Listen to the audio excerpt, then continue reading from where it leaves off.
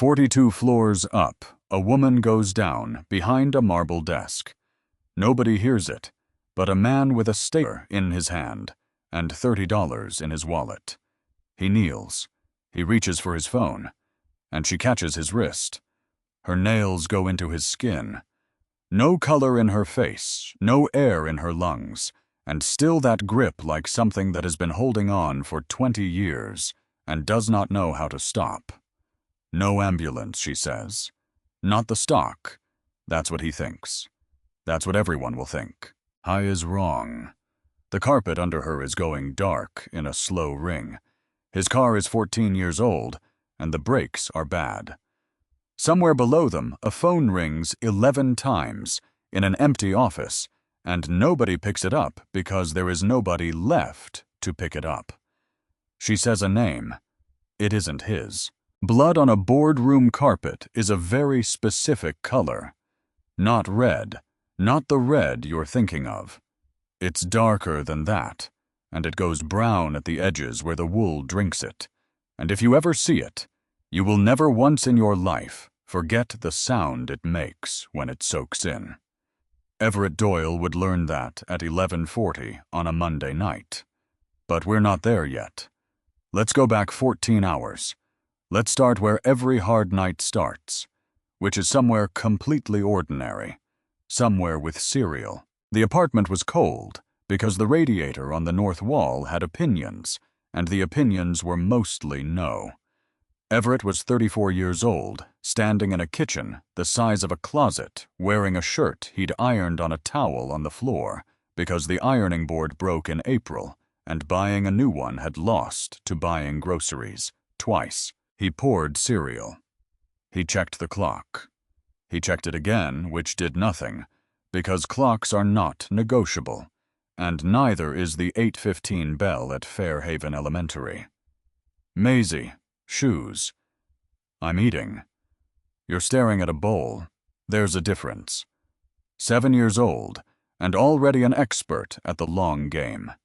She sat with her chin on the table, one cheek fuller than the other, prodding at the cereal like it had personally offended her. He noticed. Of course he noticed. He'd been noticing for 11 days. Sweetheart, does it still hurt? She shrugged. That particular shrug. The one kids invent when they figure out the truth costs their parents something. It's fine. Which is a word children learn from their fathers. Which was the part that got him. Across the hall, door 4B, Hattie Marsh had the radio going. She always had the radio going. Something with strings, something from a decade that no longer had a shelf in any store, and she hummed underneath it while she buttered toast for a child who was not hers. 68 years old. Silver hair pinned up the way she'd pinned it every workday for 31 years. She opened the door before Everett knocked, because she'd heard his footsteps, because she'd been listening for them, the way she once listened for a change in a heart monitor 3 rooms away. Morning. Morning, Hattie. You look like a man who slept in a chair. I slept in a bed. She took Maisie's backpack off his shoulder like it was hers to take. You slept in a bed the way a man sleeps in a chair. He didn't argue. You didn't argue with Hattie Marsh. You could try. People had tried. She crouched down, slower than she used to, and she'd tell you so herself, and she'd tell you exactly which knee, and she put 2 fingers under Maisie's chin and turned her face toward the window light. She looked for maybe 4 seconds. Everett. I know. That's not a cavity anymore. That's an abscess starting. You see the way it's pushing up under the eye. I know. Do you? Not a question. She stood back up, one hand on the counter, and she looked at him the way she'd looked at 4,000 people in her working life. Then say the real thing, and here's what he wanted to say. He wanted to say, I have $1,100 between me and the end of the world and the dentist. Quoted me. 9, and if I spend 9, I have 2, and 2 doesn't survive a flat tire. What he said was, "I'm handling it." Hattie let it go. She was good at letting things go at exactly the right second, which is a thing you can only learn from a job where pushing harder kills people. But at the door, she said it anyway, quiet, so the kid wouldn't hear. That gets into the blood, honey. In a child that size, it can happen fast. I've seen it. You've seen 31 years of it. She adjusted his collar without asking. ICU, St. Brendan's, nights mostly. Nobody wants nights. He'd known her 3 years, and she'd never once mentioned it. You were a nurse. I was a nurse. She smiled, and it wasn't a sad smile exactly. It was something with more weather in it. Now I'm the lady across the hall who watches your daughter for $30. Hattie. Nobody fired me, Everett. She patted his chest, twice done with the conversation. They just stopped calling. 40 blocks north and 42 floors up, a woman was throwing up in a private bathroom, with the water running, so nobody would hear it. Rosalind Thayer. Russ to exactly no one, because there was no one. 42 years old. Chief Executive of Thayer Meridian Group. 9,000 employees, 4 continents, and a bathroom mirror. She wouldn't look at until she'd rinsed her mouth and fixed her lipstick and arranged her face back into the face they were expecting. The pain had a shape now. That was the new part. For a year, it had been a fist. Now it had edges. She swallowed 2 of the tablets Dr. Grant Holloway had prescribed. Prescription strength. Take with food, he'd said 18 months ago in the tone of a man doing a favor. She hadn't taken them with food in weeks. There hadn't been food in weeks. The board meeting ran 90 minutes, and Roland Pruitt did not blink for any of them. 63. Silver. A voice like a door, closing in a house you don't live in. He'd been on the Thayer Meridian board since before she was CEO, and he'd been waiting since before she was CEO, and men like that don't get impatient. They get comfortable. You look tired, Rosalind. I'm fine, Roland. Of course. He tapped the agenda with one finger. Thursday's earnings call. The street will want to see you steady. They'll see me steady. They'll see something. He smiled. I do hope it's you. She held his eyes until he looked at his papers. She'd learned that trick at 31, and it had never failed her. It didn't fail her that morning. It just cost more than it used to. Now about the 32nd floor after 9 p.m. The building keeps breathing. That's what nobody tells you. The air handlers cycle. The elevators move without anyone in them, going up to floors where a badge was swiped an hour ago, and coming back down, empty over and over all night, like something pacing. Everett was the last one. He was usually the last one. Not loyalty. Let's not dress it up. Overtime paid 1.5 and 1.5 times enough Mondays equals a dentist. His 3rd cup of vending machine coffee had gone cold 2 hours ago, and he kept it anyway, next to the keyboard, because throwing it out felt like admitting the night was longer than the coffee. Quarterly variance reports. 11 quarters of them printed for a Thursday meeting, and somewhere around 10 p.m., his eyes had started doing the thing where the cells swim. Except there was a line. Intercompany transfer subsidiary roll-up, and the number was small. Not small, like it didn't matter. Small like somebody chose it. Small like a man who knew exactly which number a tired analyst wouldn't look at twice. Everett looked at it twice. Then he did the thing that would eventually cost him almost everything he had, which was he scrolled back a quarter. It was there. He scrolled back another. There. 11 quarters. Same line. Same shape, Different digits, always under the threshold, always just under, and the word that arrived in his head was not fraud, because he was too tired for a word like that. The word that arrived was, huh. He rubbed his eyes. He printed the stack. He stapled it mechanically the way you do a thing your hands have done 900 times. And he read that timestamp column so many times, waiting for the printer, that the numbers went into him, the way a phone number goes in, 22, 40, 23, 15, 22, 55, without him ever deciding to learn them. And he thought, I'll flag it Thursday, which is the kind of sentence that only sounds harmless in the moment you say it. The elevator to 42 took 22 seconds, and he spent all of them doing math. 30 for Hattie. 40 if Maisie woke up and needed water, because Hattie always insisted on the extra 10, and he always refused, and she always won. 900 for the dentist. He leaned his forehead against the cold steel and let it hold his skull up for him. The doors chimed, and it was a different planet up there. Mahogany. Wool carpet so deep it ate the sound of his shoes. Windows floor to ceiling, and the city laid out below like somebody had spilled a jar of gold, and never bothered to sweep. There was a man polishing the floor at the far end of the corridor. Everett raised a hand. Evening. Evening, Mr. Doyle. Nobody up here knew his name. The man with the buffer knew his name. He dropped the manila envelope in the assistant's inbox, turned to go, and that's when he heard it. A gasp.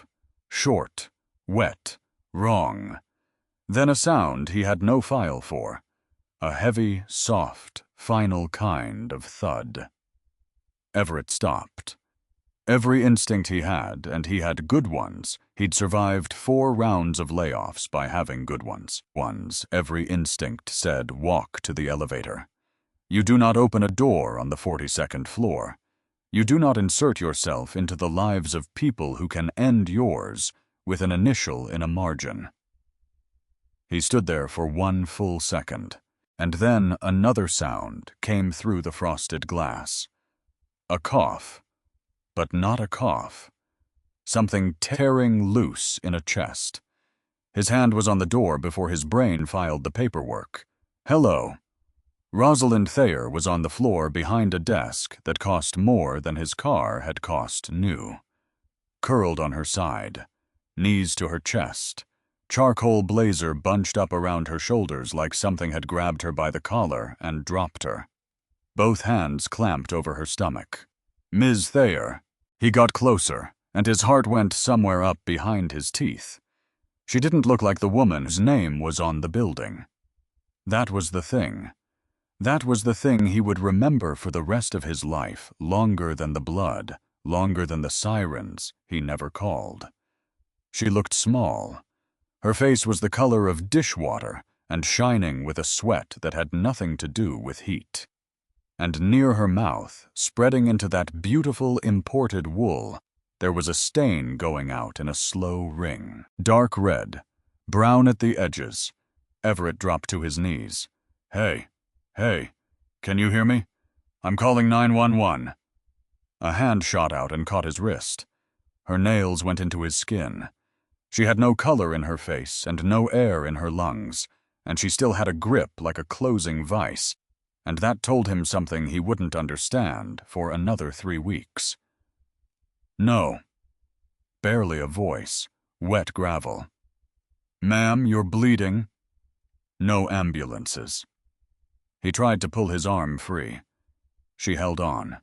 The board. The stock. Her eyes squeezed shut as something went through her, and her whole body folded another inch. No press. Drive me. I drive a 2012 Civic. He heard himself say it.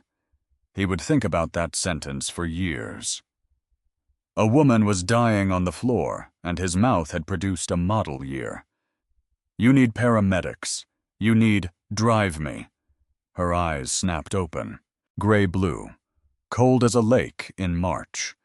And underneath all of it, underneath the pain that was clearly enormous, there was something worse. There was terror, not of dying. He'd seen dying. This was terror of something else. "Or you're fired," she said. And it was the most ridiculous threat he had ever heard in his life. It was unhinged. It was a woman with a hole in her stomach playing the only card she had left because it was the only card she'd ever needed. Except it wasn't a threat. He understood that later. It was a plea, wearing the only clothes she owned. "Fine," Everett said. "Okay, fine." He put his phone back in his pocket. He would think about that, too. "I'm going to lift you. Ready, 1, 2. She weighed nothing. That was the first shock. She was 5'9" of pure architecture in every photograph he'd ever seen of her, and she came off that floor like a coat. She was also completely dead weight, which is a thing you cannot understand until you feel it. A conscious person helps. A person this far gone doesn't help. She made a sound against his shoulder. Not a word. He got her arm around his neck. Got a hand at her waist. And they went down that corridor like a bad three-legged race 30 feet that took 100 years, and she smelled like sandalwood and copper. The man with the floor buffer had gone. The private elevator. Everett hit the garage button with his elbow because both hands were full of chief executive. She sagged into him as it dropped. "Stay with me." His voice came back off the steel walls too loud. "Don't go out on me. What is it, your heart, stomach?" She got it out in pieces. "Ulcer. I think it opened." Opened. Perforated. A breath that didn't go all the way in. "There's blood in the—" She didn't finish, which was in its own way an answer. The garage was concrete and sodium light, and one gray Honda with a dented rear quarter panel he'd never fixed, because the estimate was $600, and $600 was a molar. He got the passenger door open with 2 fingers, folded her into the seat, and there on the floorboard was a plastic purple horse with a rainbow tail, and Everett swept it aside with the edge of his shoe, and something about that. The horse, the sodium light, a woman going gray against his cracked upholstery. Something about that nearly took his legs out. He ran around the hood, turned the key. The engine caught on the second try, because of course it did, because that's the car. Tires screamed on painted concrete, and then they were up the ramp and out into a city that had no idea. He ran a red at Halstead. He ran another at 9th. Both hands on the wheel, and both hands white, and his heart going like something trying to get out of a box. And beside him, she had stopped talking. That was the part. She'd stopped talking. "Ms. Thayer." Nothing. "Rosalind." Her head rolled with the turn. Her chest was moving. Barely. Like a thing remembering to. And then, and he would swear to this, and he would never tell anyone, because who do you tell? She had one word. Not his name. "Toby." Everett glanced over. "Who?" Nothing. Just the streetlights going across her face one after another, like pages turning in a book. Nobody was reading anymore. The emergency doors at St. Brendan's opened with a sound like a held breath letting go. He came through, half carrying her, half dragging, and the waiting room did what waiting rooms do at midnight. It kept coughing. It kept sleeping. It kept waiting. "I need help." His voice cracked in the middle. He didn't care. "She's bleeding out. She's hemorrhaging." A nurse behind the plexiglass looked up with the particular flatness of hour 11 of a 12-hour shift. Then she saw the woman's face. Then she saw the front of Everett's shirt. Her hand hit the button before her chair had finished turning. 2 orderlies came through the doors with a gurney and took Rosalind Thayer out of his arms, and she went from him with no resistance at all. A rag doll in $4,000 of ruined wool. What happened? She collapsed. She said ulcer. She said it perforated. How long ago? 20. He couldn't do the math. He did math for a living, and he could not do the math. 25 minutes. Maybe. They were already moving. The doors swung. Swung again. Stopped. And Everett Doyle stood alone in the middle of a public emergency room at 12:14 in the morning, with his hands out in front of him, palms up, looking at them. Red to the wrists. 20 minutes of adrenaline leaves the body all at once, like someone pulling a plug. He backed up until his legs hit a chair, and he went into it. His phone buzzed. Hattie. She's asleep. Out cold. Don't rush. And then 10 seconds later, Everett, whatever it is, breathe. He put his head in his hands. He should go. That was the correct answer, and he knew it. And any reasonable person in that waiting room would have told him so. He was an employee, not a friend, not family. He did not know this woman's middle name. He did not know if she had a dog. He had done the thing. The thing was done. Except he'd sat in a chair like this one before, in this building on the 4th floor for 4 months. And he'd learned something in that chair that he had never once said out loud. The worst part isn't the dying. The worst part is looking around the room and counting the chairs. Excuse me. He looked up. A young clerk with a clipboard, apologetic, doing a job. Are you with the Jane Doe? She's not a Jane Doe. Sorry. Her name is Rosalind Thayer. The clerk's pen stopped. Thayer, as in yeah. To her credit, it lasted about a second and a half. Then the professional mask came back down. Okay, we're going to need intake. Insurance, medical history, allergies, current medications. She held the clipboard out. And we need next of kin. She's being prepped for emergency surgery. Her abdomen is full of blood. Everett took the clipboard. He looked at it. 22 empty white boxes. I don't know any of this, he said. I'm an analyst. I work on 32. Someone has to sign surgical consent. If she can't, we need her healthcare agent or a family member. The clerk's voice softened just slightly. Can you call her husband? Her parents? I don't think there's a husband. Anyone.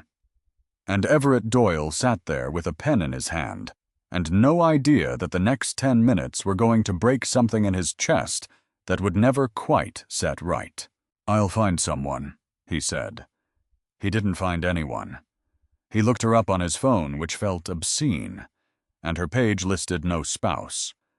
Both parents deceased. A brother, 1 line, no dates.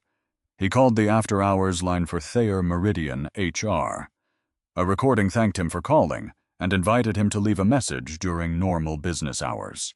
He called her executive assistant's desk.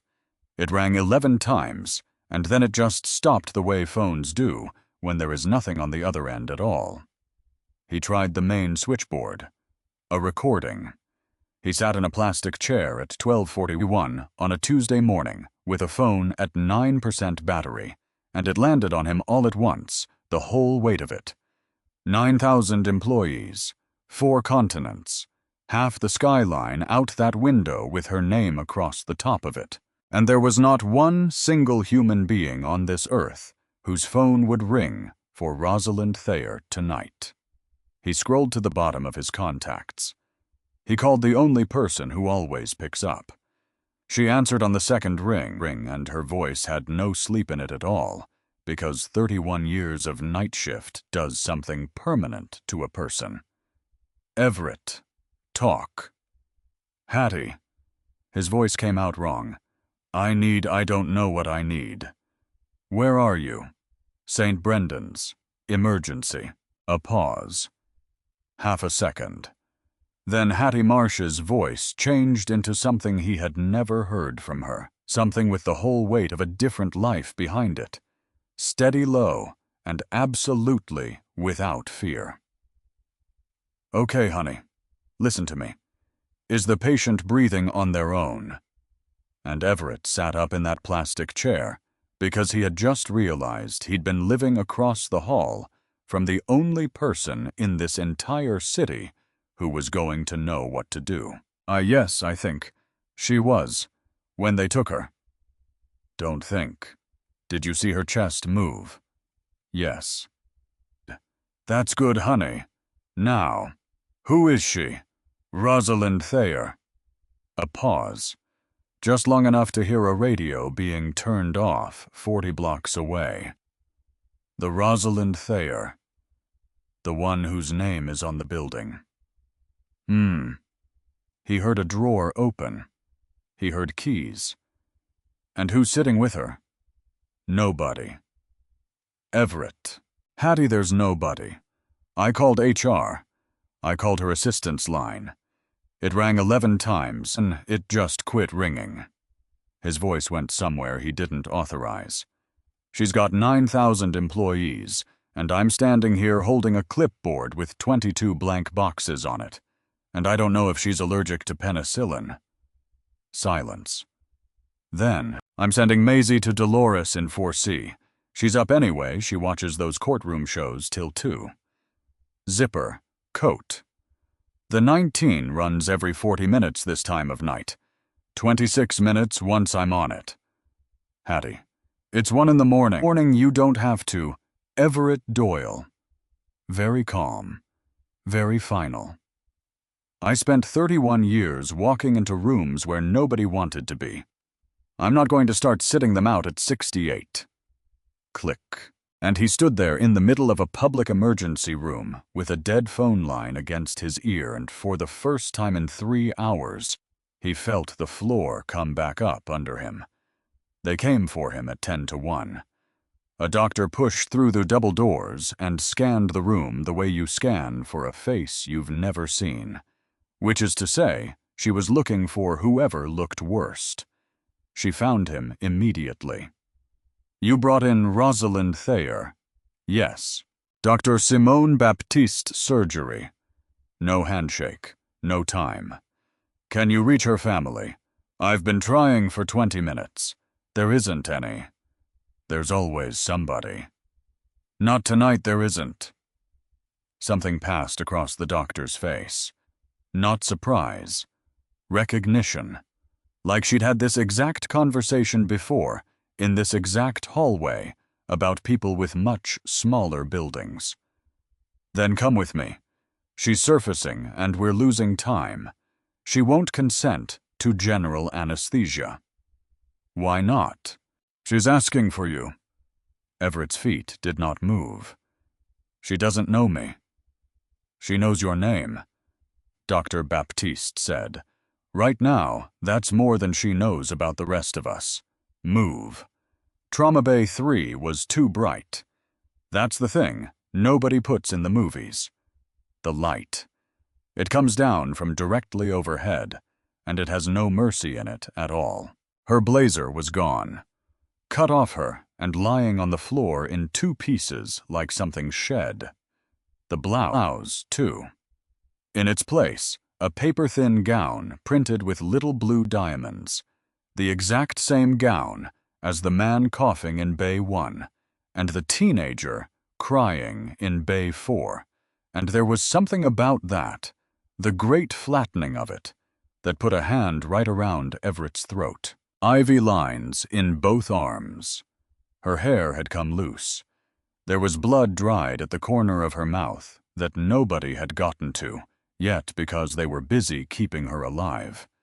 And that was the right order of priorities, and it still made him want to reach for a tissue. She looked older here. She looked 42, which she was, which somehow he had never once considered, because women like that don't have ages, they have net worth. "Ms. Thayer," Dr. Baptiste leaned in. "We have to open you up. We need your consent." Her head rolled. Her eyes found the door. Found him. Doyle! He came to the side of the bed. I'm here. The form! A nurse pushed the clip at him. Everett unclipped the pen, worked it into her fingers. They were cold, and they had no strength left in them at all, and slid the board underneath her hand. Consent line, the doctor said. Bottom. Rosalind Thayer dragged that pen across the paper, and it came out as a torn wire of ink. Nothing like a signature, nothing like the initials that moved money across oceans. And then she didn't stop. She moved the pen down, to the box marked next of kin, and with a hand that would not hold still, slowly, deliberately, taking a breath between each letter, like each one cost her something, she crossed it out. And underneath it, she wrote, Everett Doyle. Ms. Thayer, what are you? Healthcare agent, she said. I'm an employee. She turned her head, and her eyes, which he'd expected to be foggy, she was on fluids and morphine, and somewhere past her own limit, her eyes were the clearest thing in that room. My board. A breath. Circles. Ma'am, my cousins. Another. We'll sell the story before I'm cold. The monitor over her head picked up its pace, and a nurse looked at it, and looked at Everett, and did not intervene. Prewitt will have a press release drafted. Her jaw locked around something. Before you finish reading this sentence. Then let me call your lawyer. Give me a name. Anyone. You didn't call the press. Everett stopped. You didn't leave me on the floor. Her hand came off the clipboard, and it landed on the sheet like it had been dropped from a height. You're what's left, Doyle. And he stood there under that terrible light, holding a plastic clipboard, and he understood something he did not want to understand. She hadn't chosen him. She'd counted, and he was the only one on the list. The alarm went off at 10:09. One long note, then the fast one underneath it, and her eyes rolled back and everything in her let go at once. She's out. Let's go. The bay filled with people. Wheel locks came up. Somebody's shoulder put him against the wall, and nobody apologized, and nobody should have. Wait. You're the agent now, Mr. Doyle. Dr. Baptiste over her shoulder, already through the door. Surgical lobby, second floor. If she codes, we come find you. If she codes, we come find you. They said it the way other people say, we'll call when your table's ready. And then, the room was empty. Completely. Paper on the floor, a cut-open blazer, a monitor showing nothing, and Everett Doyle standing alone holding a clipboard with a dying woman's handwriting on it. He looked down at his own name, written in a shaking hand, in the space where a family should have been. And he thought, this is the most expensive thing I have ever been given, and it cost her absolutely nothing, because she had nothing left to lose. Hattie Marsh arrived at 2:38 in a good coat. That was the first thing he noticed. It was almost 3 in the morning, and she had put on her good coat, the wool one, the one she wore to funerals and to the bank, and she'd pinned her hair. Because she was going into a hospital. Because you do not walk into St. Brendan's looking like nobody. Sit down before you fall down, she said, and handed him a paper cup of coffee she'd bought in the lobby with her own money, and he did not have the strength to argue about the $1.75. They're still in there. How long? 90 minutes. That's not bad. She lowered herself into the chair beside him, one hand on the arm, taking her time about it. For a perf with peritonitis, that's not bad at all. He turned his head. You just said perf. I did. Like it's a word. It is a word. She blew on her coffee. It's the word. And something in his chest unclenched about half an inch. because in 3 years of $30 Tuesdays, he had never once heard Hattie Marsh sound like this. Not kind. She was always kind. Competent. That was the difference. He'd been living across the hall from a specialist and paying her in cash for cereal. At 3:15, the elevator opened and a man in a navy suit came down that corridor like the floor owed him money. Tie knotted, hair set, not one crease in him at 400 and something in the morning, and Everett recognized him from the bottom of 100 company-wide emails.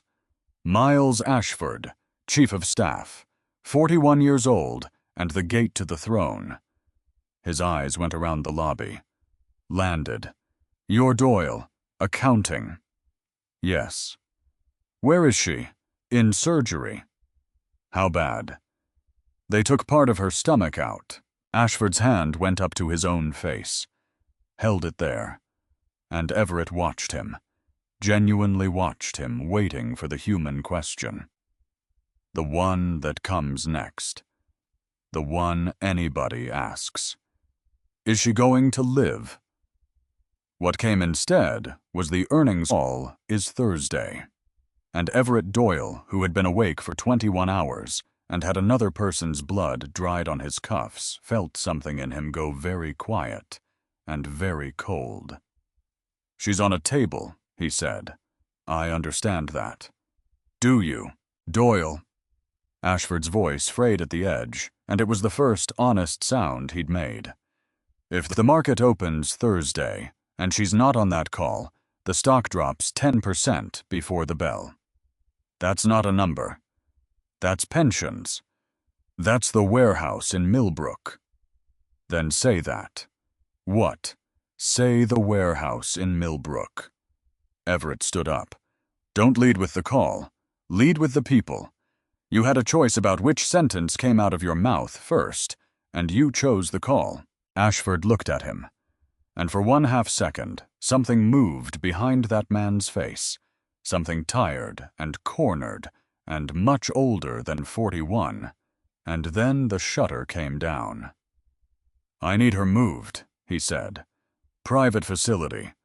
I've got a team on standby. No. Excuse me. You heard it.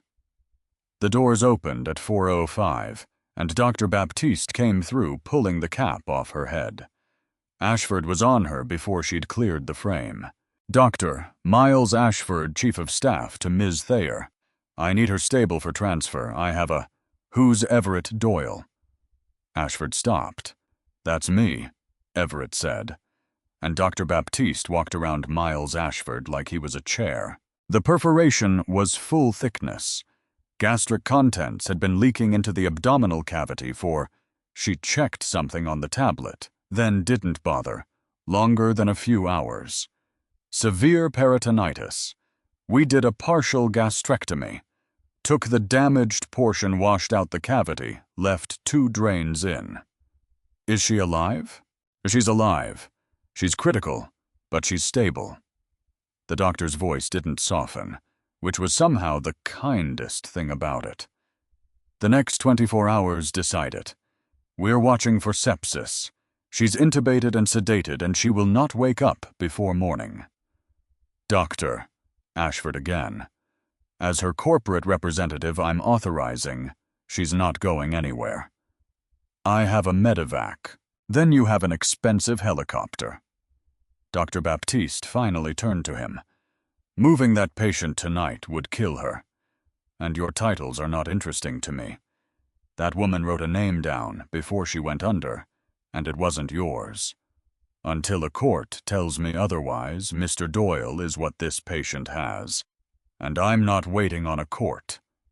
Miles Ashford turned around. Slowly. You coerced her. Everett didn't move. She was delirious, and you put a pen in her hand. She was lucid. You have no idea what you've walked into. She knew exactly what she was doing, Everett said, because she knew if she gave it to you, there'd be an interim leadership memo drafted before they closed her up. He nodded at the phone in Ashford's hand screen, still lit.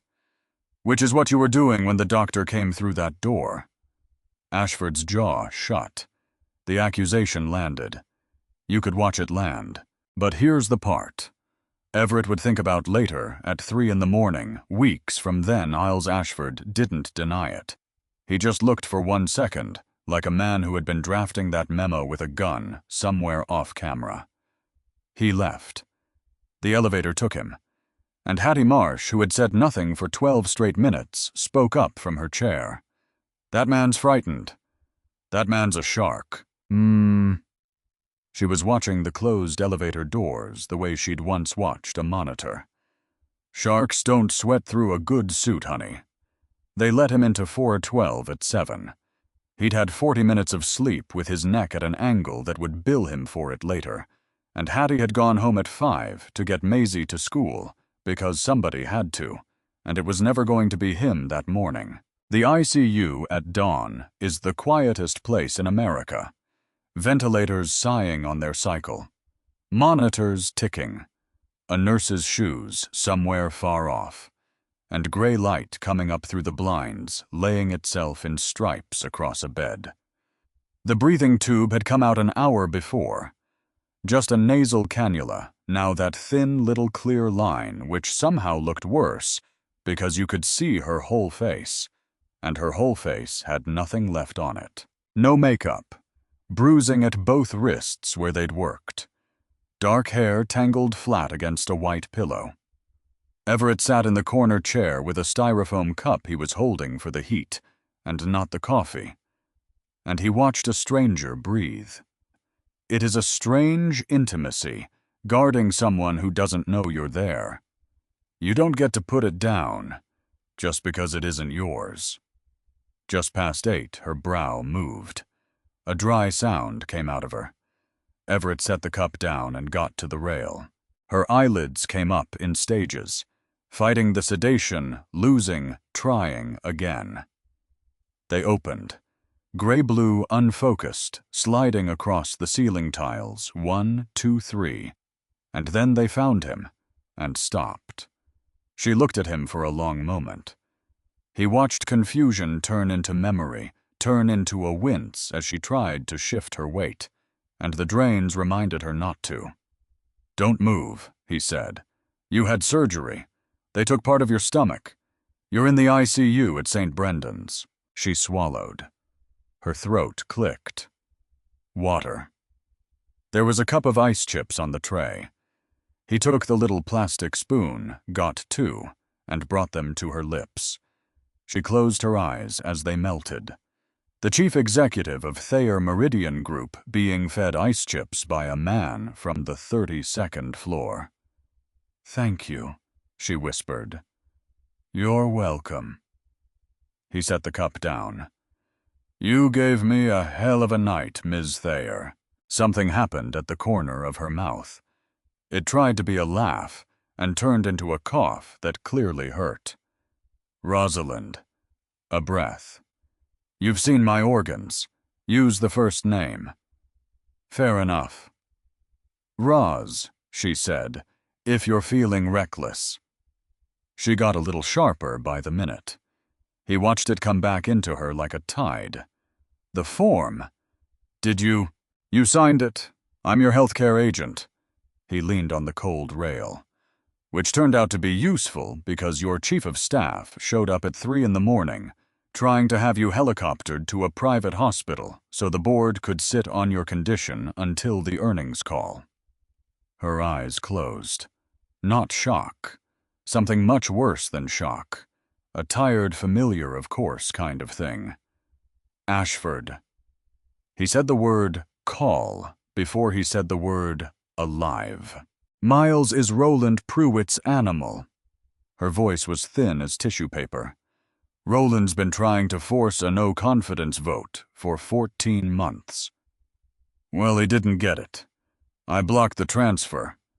Everett rubbed his face. Ashford said corporate legal would tear me apart. I'm fairly sure I don't have a job. And Rosalind Thayer opened her eyes and looked at him. Really looked. Which she had in fairness never once done. She saw the shirt.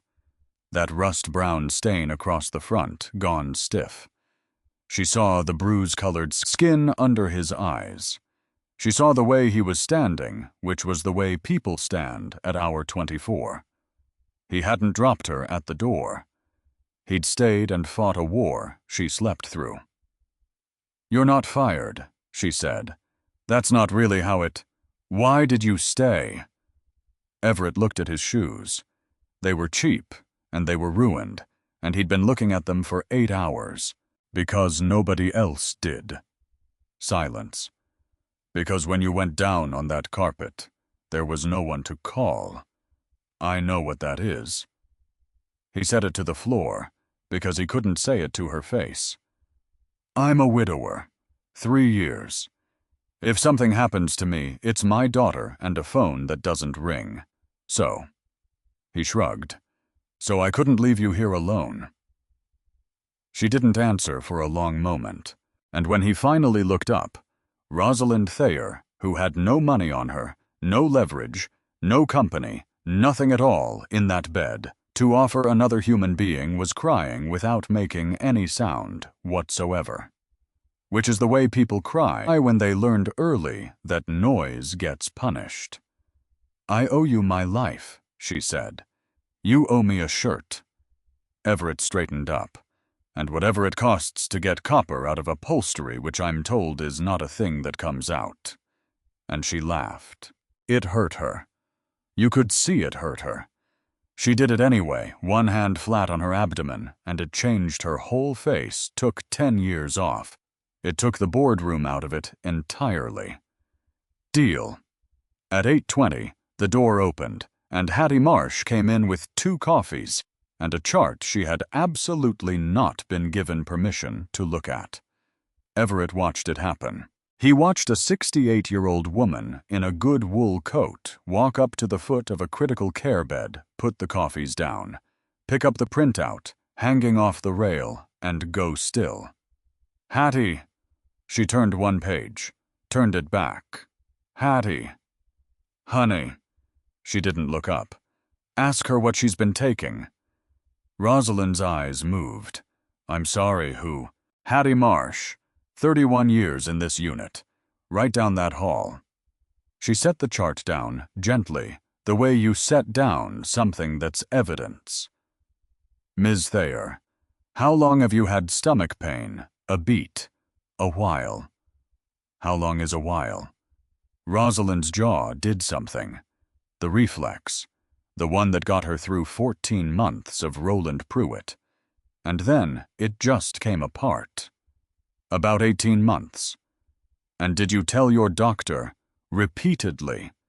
"And what did he give you?" "Anti-inflammatories." Her voice had gone very small. "Prescription strength." He kept increasing it. Hattie closed her eyes. "Did he put you on anything to protect the stomach lining, APPI? Little pill morning, empty stomach?" "No." "Did he scope you?" "He said it was stress." Hattie Marsh stood at the foot of that bed and let out one long breath through her nose. "Everett," she said. "Sit down." "Hattie." "What?" "Sit down, honey, because I need you to hear this while you're still able to be angry about it properly." She put 2 fingers on the chart. "This didn't happen last night. This took a year and a half. High-dose anti-inflammatories, no gastric protection, no endoscopy, on a woman who kept saying, 'It hurts.'" The room got very quiet. "That's not bad luck," Hattie said. "That's not stress. That's not a busy executive who ate wrong." She looked at Rosalind Thayer. "Somebody watched this happen to you." Nobody spoke. Somewhere down the corridor, a ventilator sighed. And then Everett and he would never fully understand why. Except that his brain files things, and his brain had been filing things all night, said Roz. "Who recommended your doctor?" She didn't answer right away. He watched her go back through it, watched her hit it, watched the exact second it landed, because it landed on her face like a hand. "Roland," she said. The door opened at 8:47. not a knock.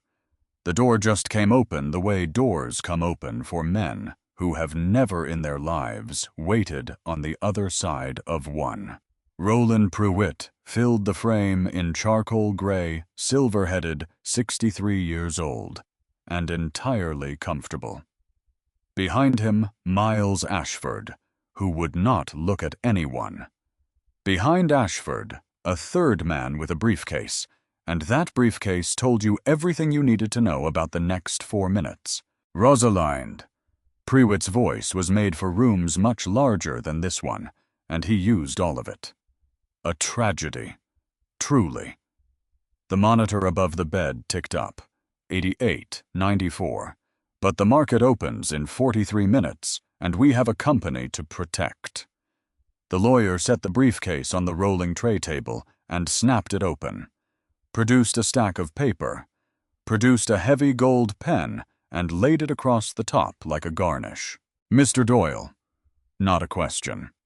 The healthcare designation you're holding was written on an intake form by a patient in extreme physiologic distress on morphine minutes before general anesthesia. That isn't an advance directive.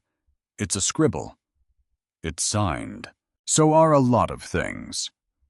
The lawyer smiled.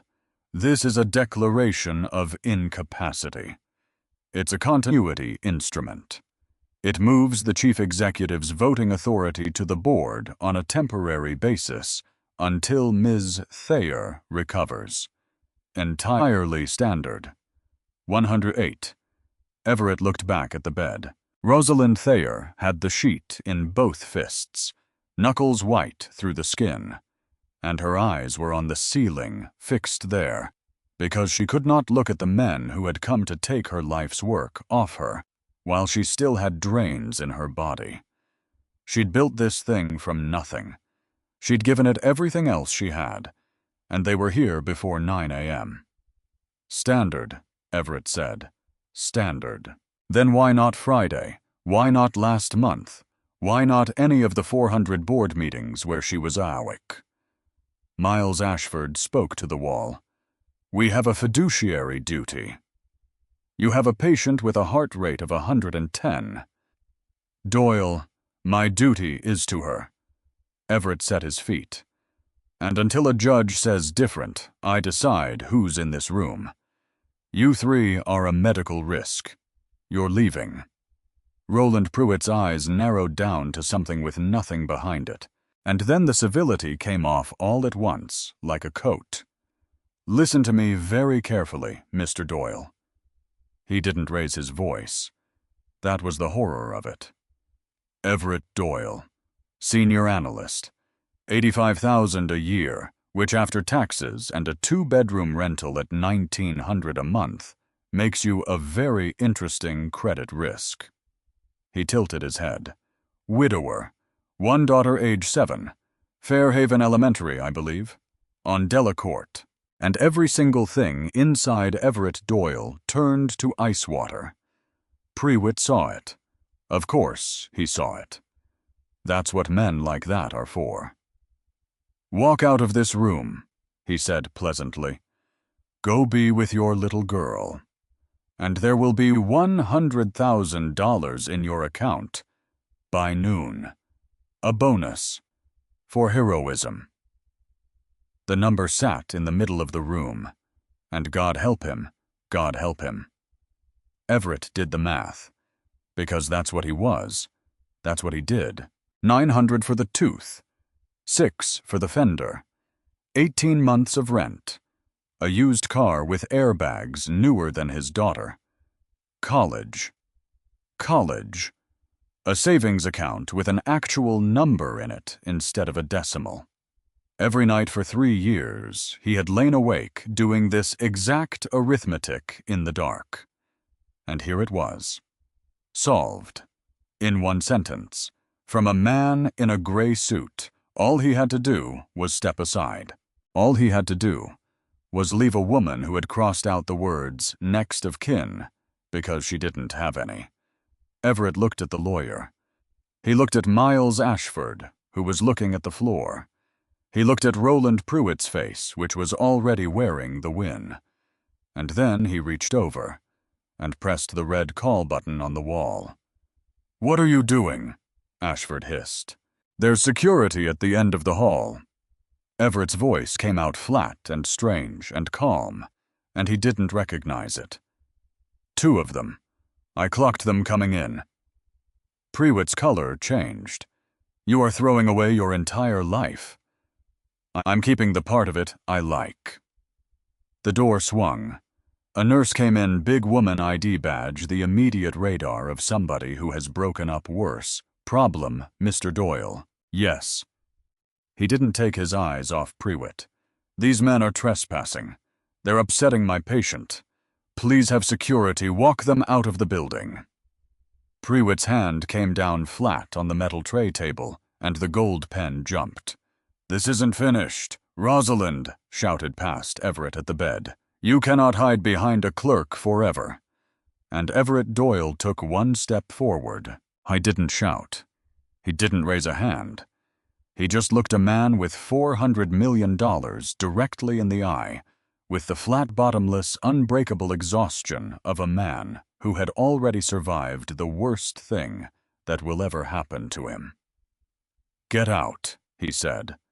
They went. The heavy glass door swung shut and sealed the quiet back in, and Everett stood there with his hand starting to shake as all of it drained out of him at once.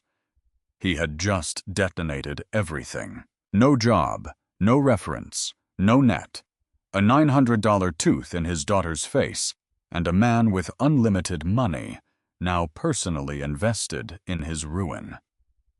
"Doyle." He turned. Rosalind Thayer was watching him, and the tears in her eyes had nothing to do with the incision. "He threatened your child," she said. "He offered you money." "Yeah. And you stayed." Everett sat down in the chair. Hard. "I'm just very bad at office politics." She looked at the ceiling for a while. Then she said quietly, "They'll fire you before lunch." "Probably. They can't." Her voice found something.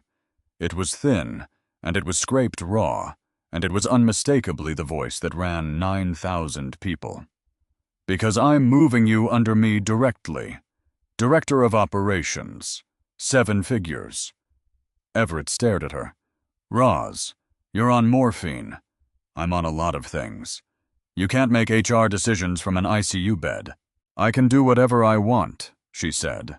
"I spent 20 years building a machine full of vipers because I thought money was armor.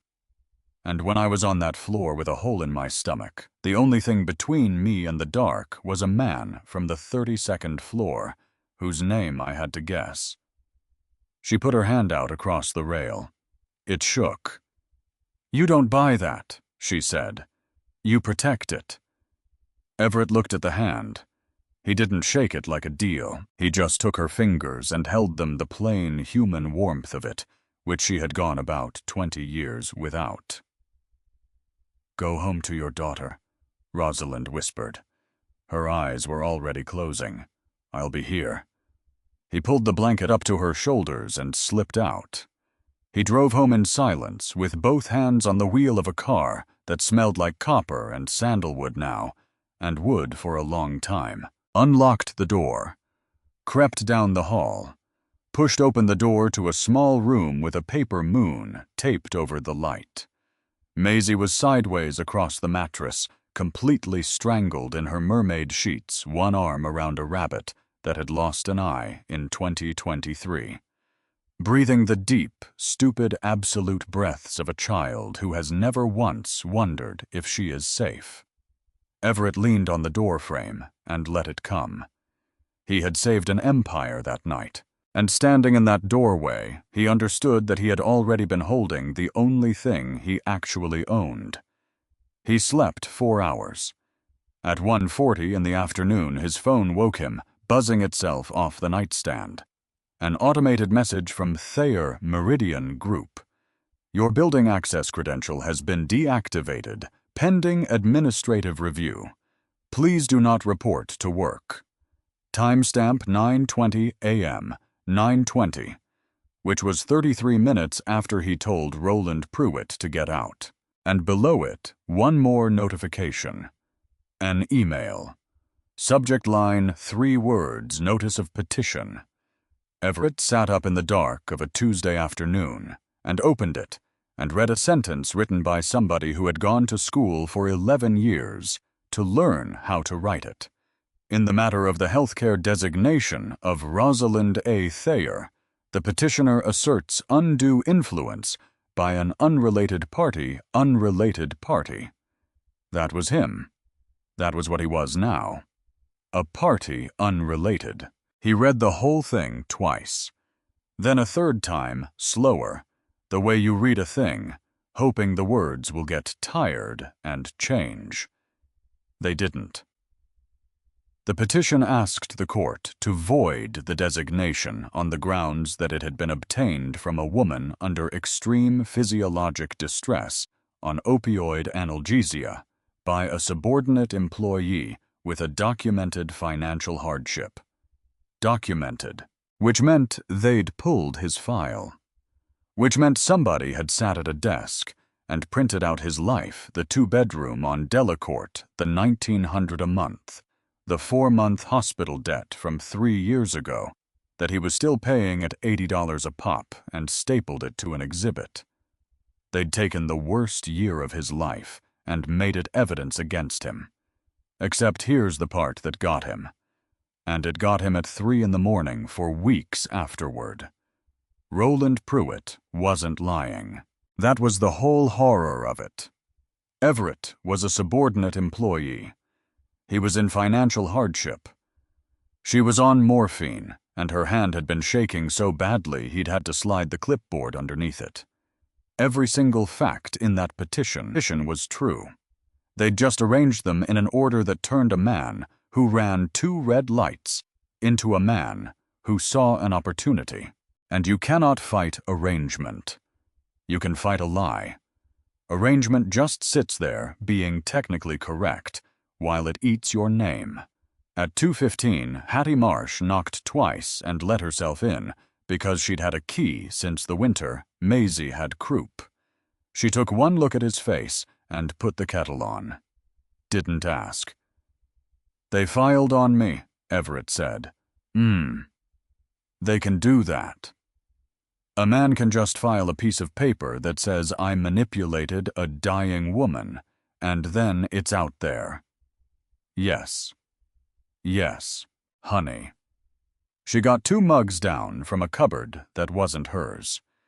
I watched a hospital system spend 9 months trying to prove a night nurse falsified a chart because she reported a surgeon who came in smelling like a bar. They didn't have to win. They just had to make her spend 9 months. She poured. Did she keep her job? Hattie set the mug down in front of him. She retired in 2019, she said, and she watches your daughter on Tuesdays. The story hit the trades on Thursday, which was the same day as the earnings call. Which was not a coincidence, and everybody who read it knew it wasn't, and it ran anyway. Thayer Meridian CEO, hospitalized mid-level employee named healthcare agent hours before surgery. Subheadline board sources describe grave concerns over access to incapacitated executive. And there was a photograph. Everett stared at it for a full minute before his brain would accept what he was looking at. Garage camera. Level B2. Grainy green-tinted timestamp burned in the corner, 11:52 p.m. A man in a white shirt, folding a woman into the passenger seat of a Honda Civic. You couldn't see the blood. That was the trick of it. In black and green, at 4 frames a second, a man carrying a dying woman to a car looks exactly like a man putting a woman into a car. Somebody with access to building security had pulled that footage and handed it over, and Everett sat there at his own kitchen table and understood with total clarity that there was no floor under him. The comments were worse than the article. He read 40 of them. He shouldn't have read 40 of them. That same morning, at 30, the market opened without Rosalind Thayer on the call. Miles Ashford read a prepared statement about a brief medical leave in a voice like a man reading his own eulogy.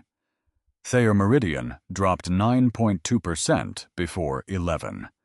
And somewhere in an ICU on the 4th floor, a woman with 2 drains in her abdomen watched it happen on a muted television, bolted to the ceiling, and did not have the strength to reach the remote. Everett got the call from HR on Friday. Real HR. A woman named Priya, who sounded like she genuinely hated the sentences she'd been handed.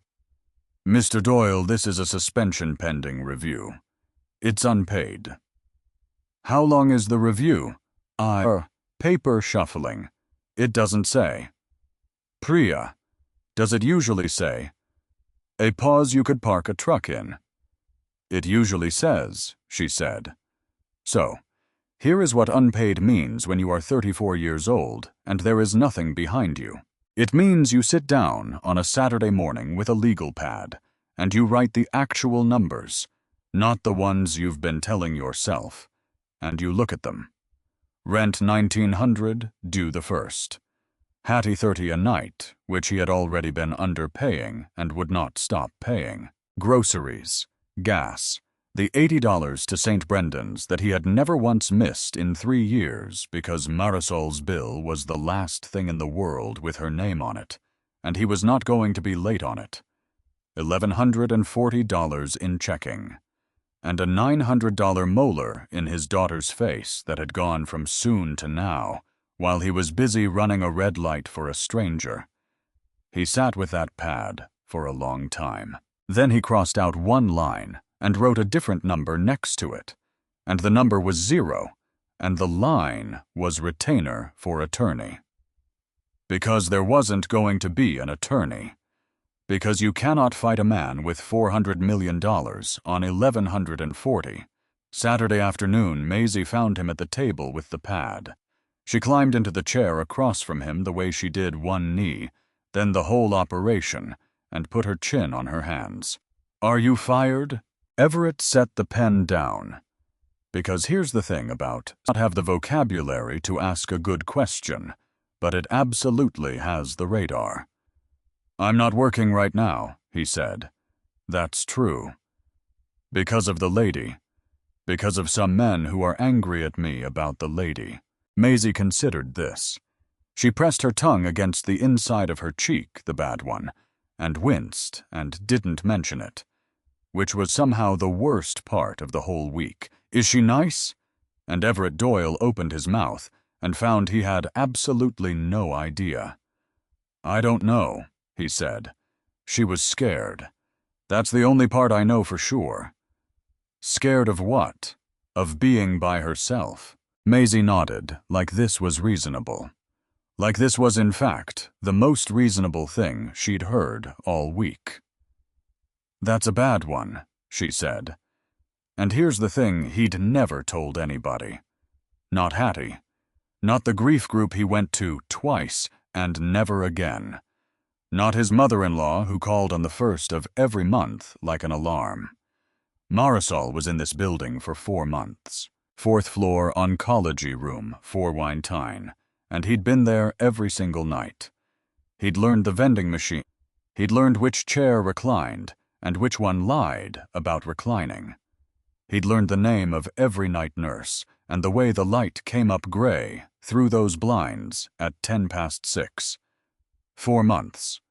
Every night. Except one. Because they'd sent a warning about his attendance. Because 11 absences was the line, and he was at 11. Because he had a daughter who was 4 years old, and a wife who was dying, and a job that was the only thing standing between those two facts and total catastrophe. So on a Tuesday in March, he went to work. And she went at 4:50 in the morning while he was asleep in his own bed, 40 blocks away, with his phone face down on the nightstand, because he'd needed one night of not hearing it. He got there at 6:15. The room was already turned over. The bed was already made. That's what he remembers.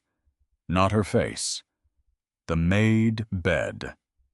So when people said, "You're a good man, Everett. You stayed with that woman all night," that's a good man. No, that's not what that was. That was a man paying somebody back who wasn't there to collect. She told him about Toby on day 11. He'd started going in the evenings. He wasn't allowed in the tower anymore, but St. Brendan's is not a building anybody had banned him from, and until a judge said otherwise, his name was still ink on paper. She was sitting up by then. Barely. They'd moved her to a step-down room with an actual window. She looked terrible in a completely different way. The swelling had gone and taken everything with it, and what was left was a very thin woman with gray at the temples that no one had been paid to cover in 3 weeks. "You said a name," Everett said. "In the car." She went still. "Toby." The heart monitor didn't move. She'd gotten too good at that. "Tobias," she said. "My brother." "You don't have to." 21. She was looking out the window. "Motorcycle. Some kid ran a light on Delacourt and 9th, which I understand is not far from where you live." Everett didn't say anything. They took him to a hospital 2 states over, and he was there for 6 hours. Her voice had no color in it whatsoever. It was a woman reading a ledger. 6 hours, awake for 4 of them. Roz. "I was in a hotel room pitching a Series B." She reached over very slowly and adjusted the blanket over her knees, and it took her a while. "And I had turned my phone off. Because you do that. Because you're 26, and you have 1 shot, and the partners don't like interruptions." "Roz." "There were 9 missed calls when I turned it back on." She finally looked at him. "Do you know what the 9th one was?" He shook his head. "A nurse," Rosalind said. "Not a doctor, a nurse. Because she'd tried the doctor's list and gotten nowhere. So she went down to the emergency contact and called it herself on her own time at the end of her shift. Her mouth did something terrible. She left a voicemail saying he'd asked for me. That's all. 12 seconds. The room was very quiet. "I still have it," she said. And Everett sat there and finally understood the thing that had made no sense since 11:40 on a Monday night. No ambulances. It wasn't the stock. It was never the stock. It was a woman who had spent 20 years constructing a fortress out of money so that she would never again have to be the person who didn't come, and who had accidentally built it in such a way that nobody could get in either. "That's why you wouldn't let me call," he said. "If I go in an ambulance, there's a record. If there's a record, there's a story. If there's a story..." She stopped. Started again. "I've been in hospitals twice in my life, Mr. Doyle. Once to identify my brother. Once to bury the fact that I wasn't there. And now 3 times. Now 3 times. Something almost like a smile. This one's going better." The Miles Ashford thing happened in a parking garage because of course it did. Day 16, level 3, near the stairwell, and Everett had his keys out when a voice behind him said his name, in a way that had no confidence in it at all.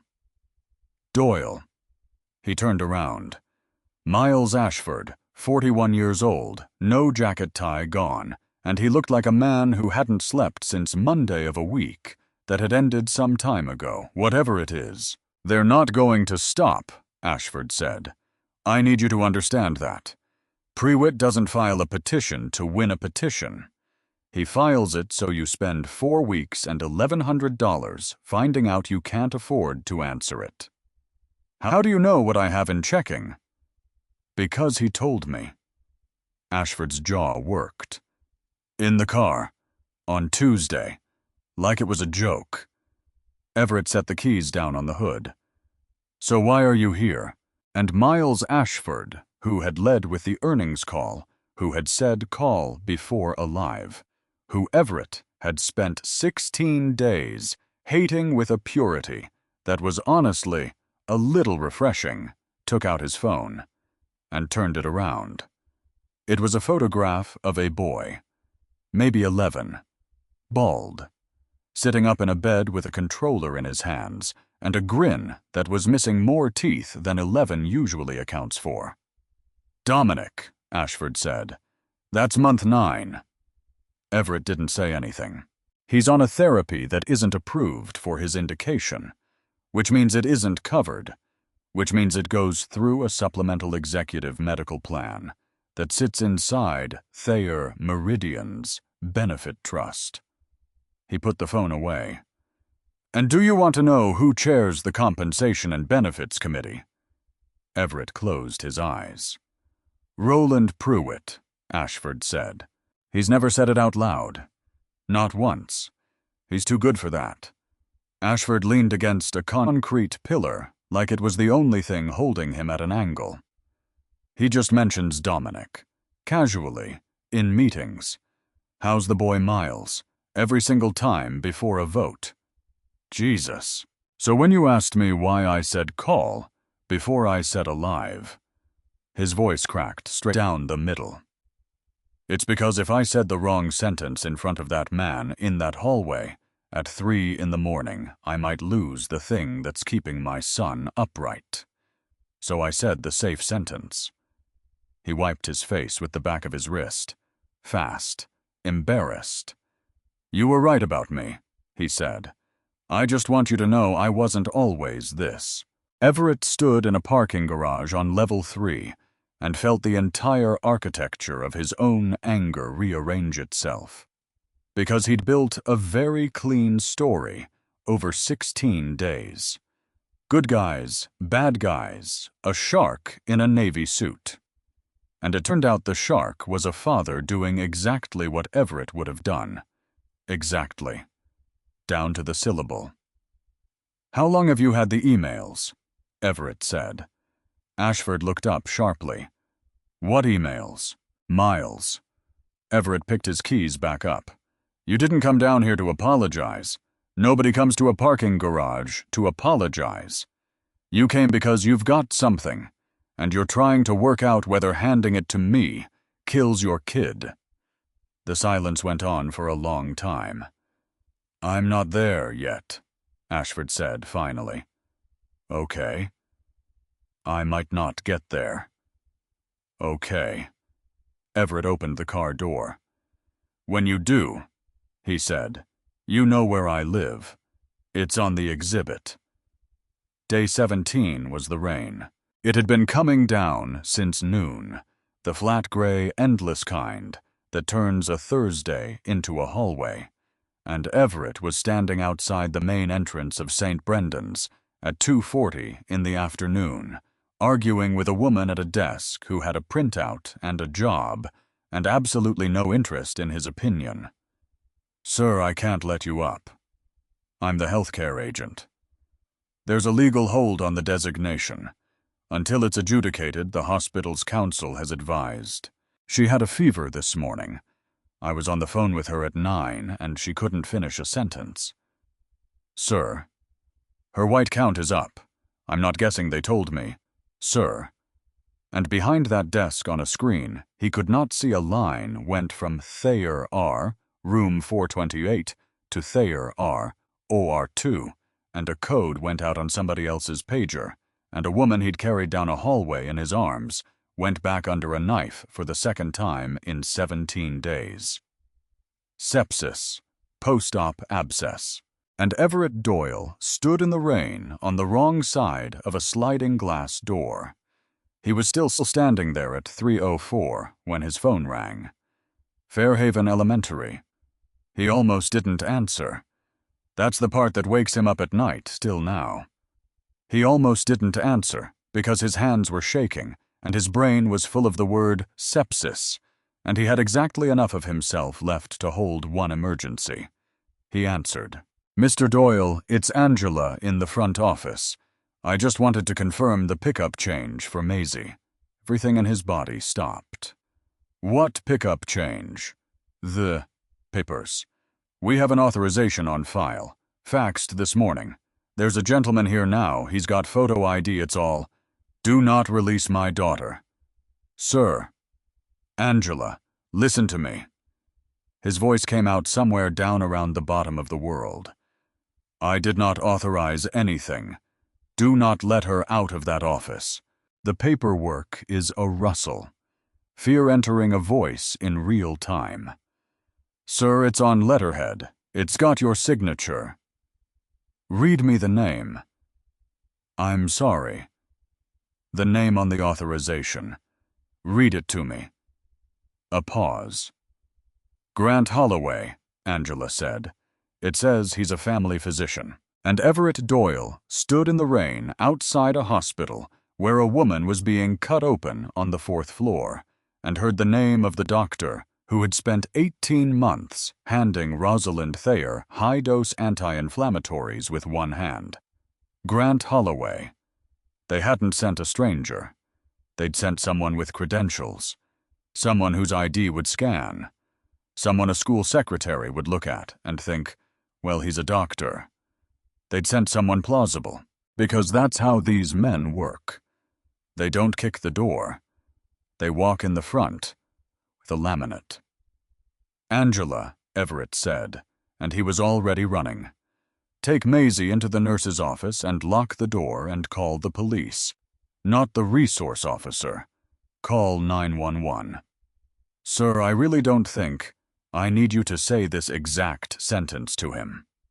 He was through the parking lot, soaked to the skin, keys in his fist. The police are on the way. And then I need you to watch what he does. She said it. And Grant Holloway did not argue, and did not explain, and did not wait. He walked back out through those double doors and got into a car that was not registered to him, and was gone from the lot before the first cruiser turned onto Delacourt, which told the police almost nothing, which told Everett Doyle everything, because an innocent man argues, because an innocent man stands there and says there's been a mistake, and produces a phone number and asks to speak to a supervisor. A man with a fraudulent letterhead in his coat pocket walks. Everett got to the school at 3:31. Maisie was sitting on the padded bench in the nurse's office, swinging her legs, holding a juice box like a hostage negotiator. He went down on his knees on that linoleum and pulled her in, and did not say a single word for about 40 seconds. Daddy, you're wet. I know. You're getting me wet. I know. Are you crying? It's rain, Everett said into his daughter's hair. It's rain, baby. Hattie Marsh got into the ICU that night at 8:40. Not with paperwork. There wasn't any paperwork. The designation was frozen, and the hospital's lawyers had gone home for the day and left instructions. She got in because she was standing at a nurse's station in her good wool coat, 68 years old, waiting to be told no for the 3rd time, and a charge nurse came around the corner, stopped dead, and said, Hattie, Charmaine, Hattie Marsh, hello, sweetheart. And Charmaine Ellis, who was now the night charge nurse of that entire unit, put a hand over her mouth. You taught me to start a line in 2004, she said. I was crying in the supply closet on my 3rd shift, and you brought me a graham cracker and made me do it on an orange until I stopped shaking. I remember the orange. You remember the... Charmaine laughed, and it broke in the middle.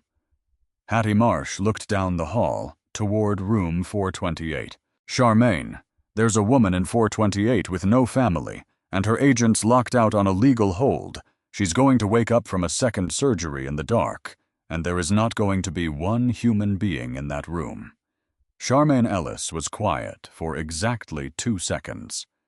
You want a chair, she said, or you want a chair that reclines. So that's how it went.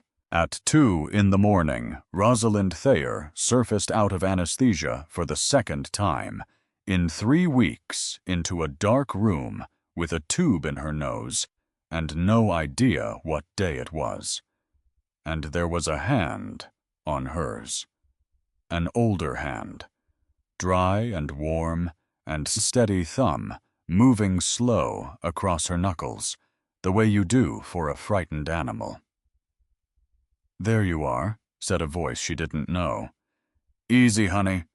You're at St. Brendan's. It's early Friday morning. You had a second surgery, and it went fine.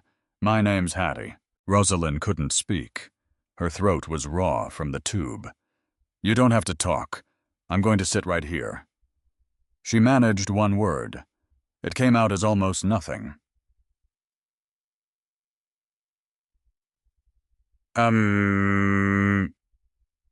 Why? And Hattie Marsh, 31 years of nights, retired unemployed, $30. A Tuesday leaned in close enough for the woman in that bed to hear her. "Because somebody should have," she said. Everett came up the stairwell at 6 in the morning because the elevator required a badge after midnight, and the stairwell required nothing at all, which is a thing every family member in America learns by the second week. He came around this corner on 4 and found her asleep in the chair. Good coat folded over her knees like a blanket, one hand still resting on the mattress edge through the rail. "Hattie." She came up instantly. That's the thing about night nurses. There's no grogginess. There's no, "Well, where am I?" There's just on. "She's fine. Temp's down. They got the abscess." She rubbed her face with both hands. "Charmaine's been running me labs like I still work here." "You slept in a chair." "I've slept in worse chairs. And before you start, I did not sit in that chair as a favor to you." "Then why?" And Hattie Marsh looked at the door of 428. "Because I've walked past that room 10,000 times, she said. And every single time there was somebody in it who thought they were the only one this had ever happened to. The state board notice came through at 9:15. Not to Everett. To Rosalind, forwarded by her personal attorney, and she was awake enough by then to read it on a tablet propped against her knees. Dr. Grant Holloway. Summary suspension pending investigation. Alleged fraudulent use of medical letterhead to attempt removal of a minor from a public school. Rosalind read it twice. Then she set the tablet down on the blanket and said in a voice that was still mostly air, "He tried to take your daughter. He tried. She's fine.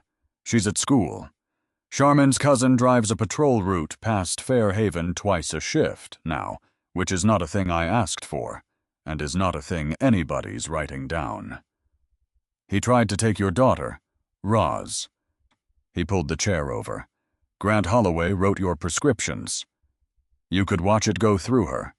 It went through her like current. That's not." She stopped. "That's a coincidence." "It's not.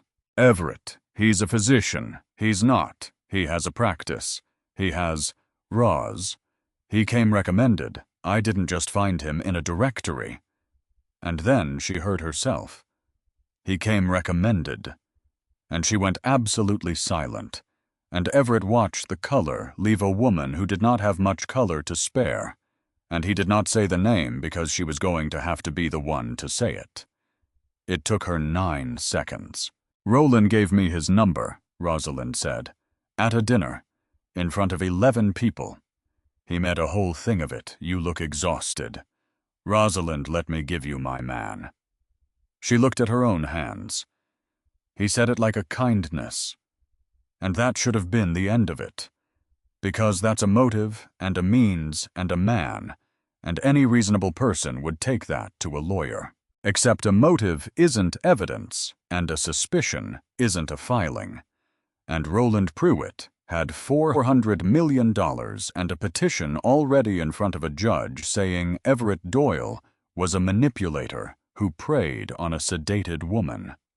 You bring that judge a theory that the same manipulator has also now discovered a decades-long fraud conveniently. At the exact moment he's about to lose, you don't win. You hand them the closing argument. I need paper, Everett said. Not a story. Paper. Then take the financials to the board.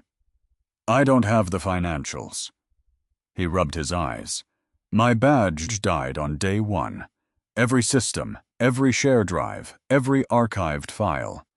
I've got nothing but what's in my head, and 1 stack of variance reports I stapled at 10 o'clock on a Monday night for a Thursday meeting that never happened. You have the reports. I have the reports. He almost laughed. They're in the trunk of the Civic underneath a booster seat. They've never left my possession, and they never left that building in the hands of anybody who wasn't still allowed inside it. So he spread them on his kitchen table. 11 quarters, roughly 33 months of intercompany transfers into something called Meridian Support Services in amounts that never, not one single time, exceeded the internal review threshold. 211 transfers. $19 million. Every one of them legal on its face. Every one authorized by somebody. And the authorizations were a wall of initials and timestamps that meant absolutely nothing without a system to check them against. Everett sat there until 2 in the morning with a legal pad and a pencil, and at 2 in the morning he pushed back from that table and said out loud to nobody, "It's not enough." Because it wasn't. Because a pattern is not a person. Because the timestamps told him when the transfers were authorized, but not who was standing at the terminal, and Roland Pruitt's initials weren't on a single one of them. And of course they weren't, because men like that have been not putting their initials on things since 1987. He had 11 quarters of shape, and no hand. Day 23. Wednesday. Everett was at the kitchen table again at 7 in the morning when Hattie came in with Maisie's backpack and a bag of oranges, and she stood behind his chair and looked at the pages for a while. "What are those numbers on the side?"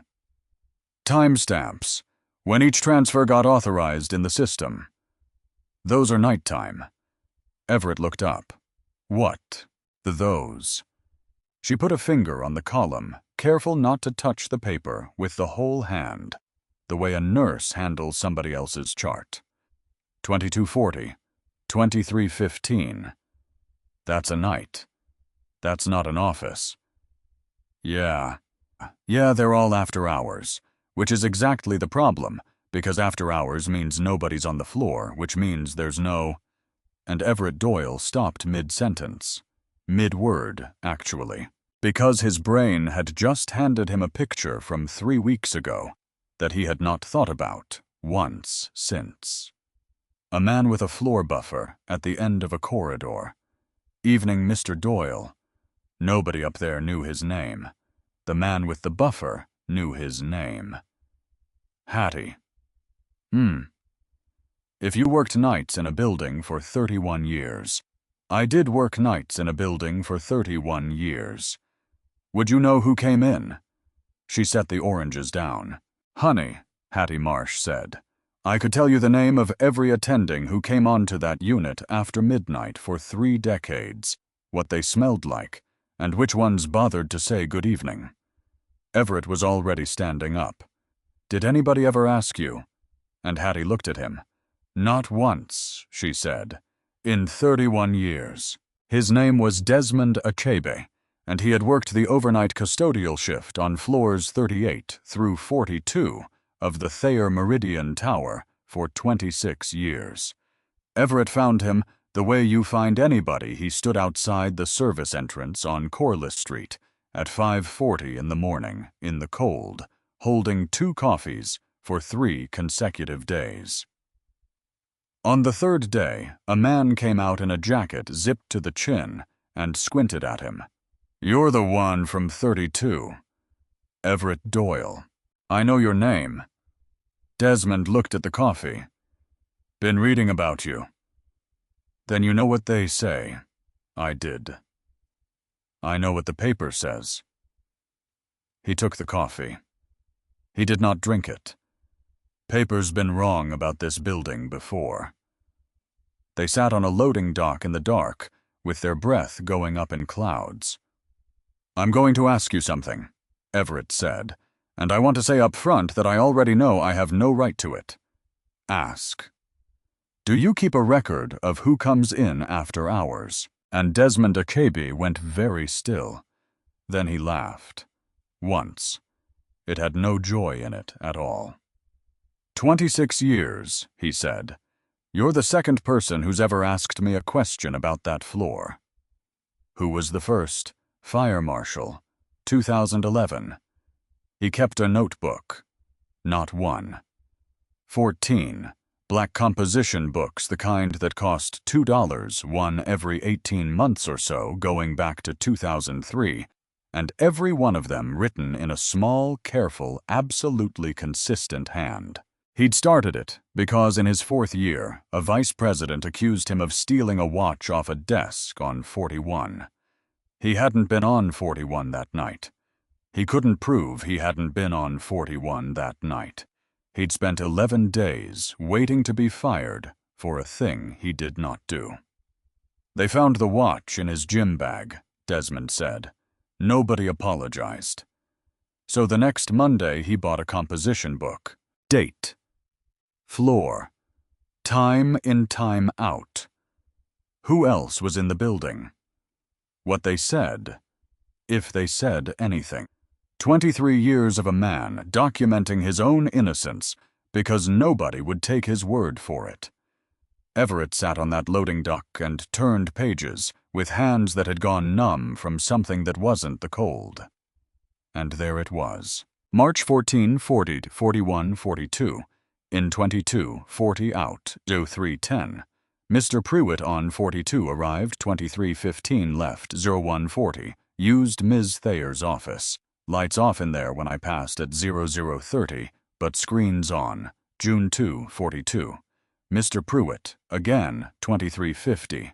Said good evening this time, September 19th. Mr. Pruitt, 22:55. Told me to come back tomorrow. I said I'd do 38 and 39 first.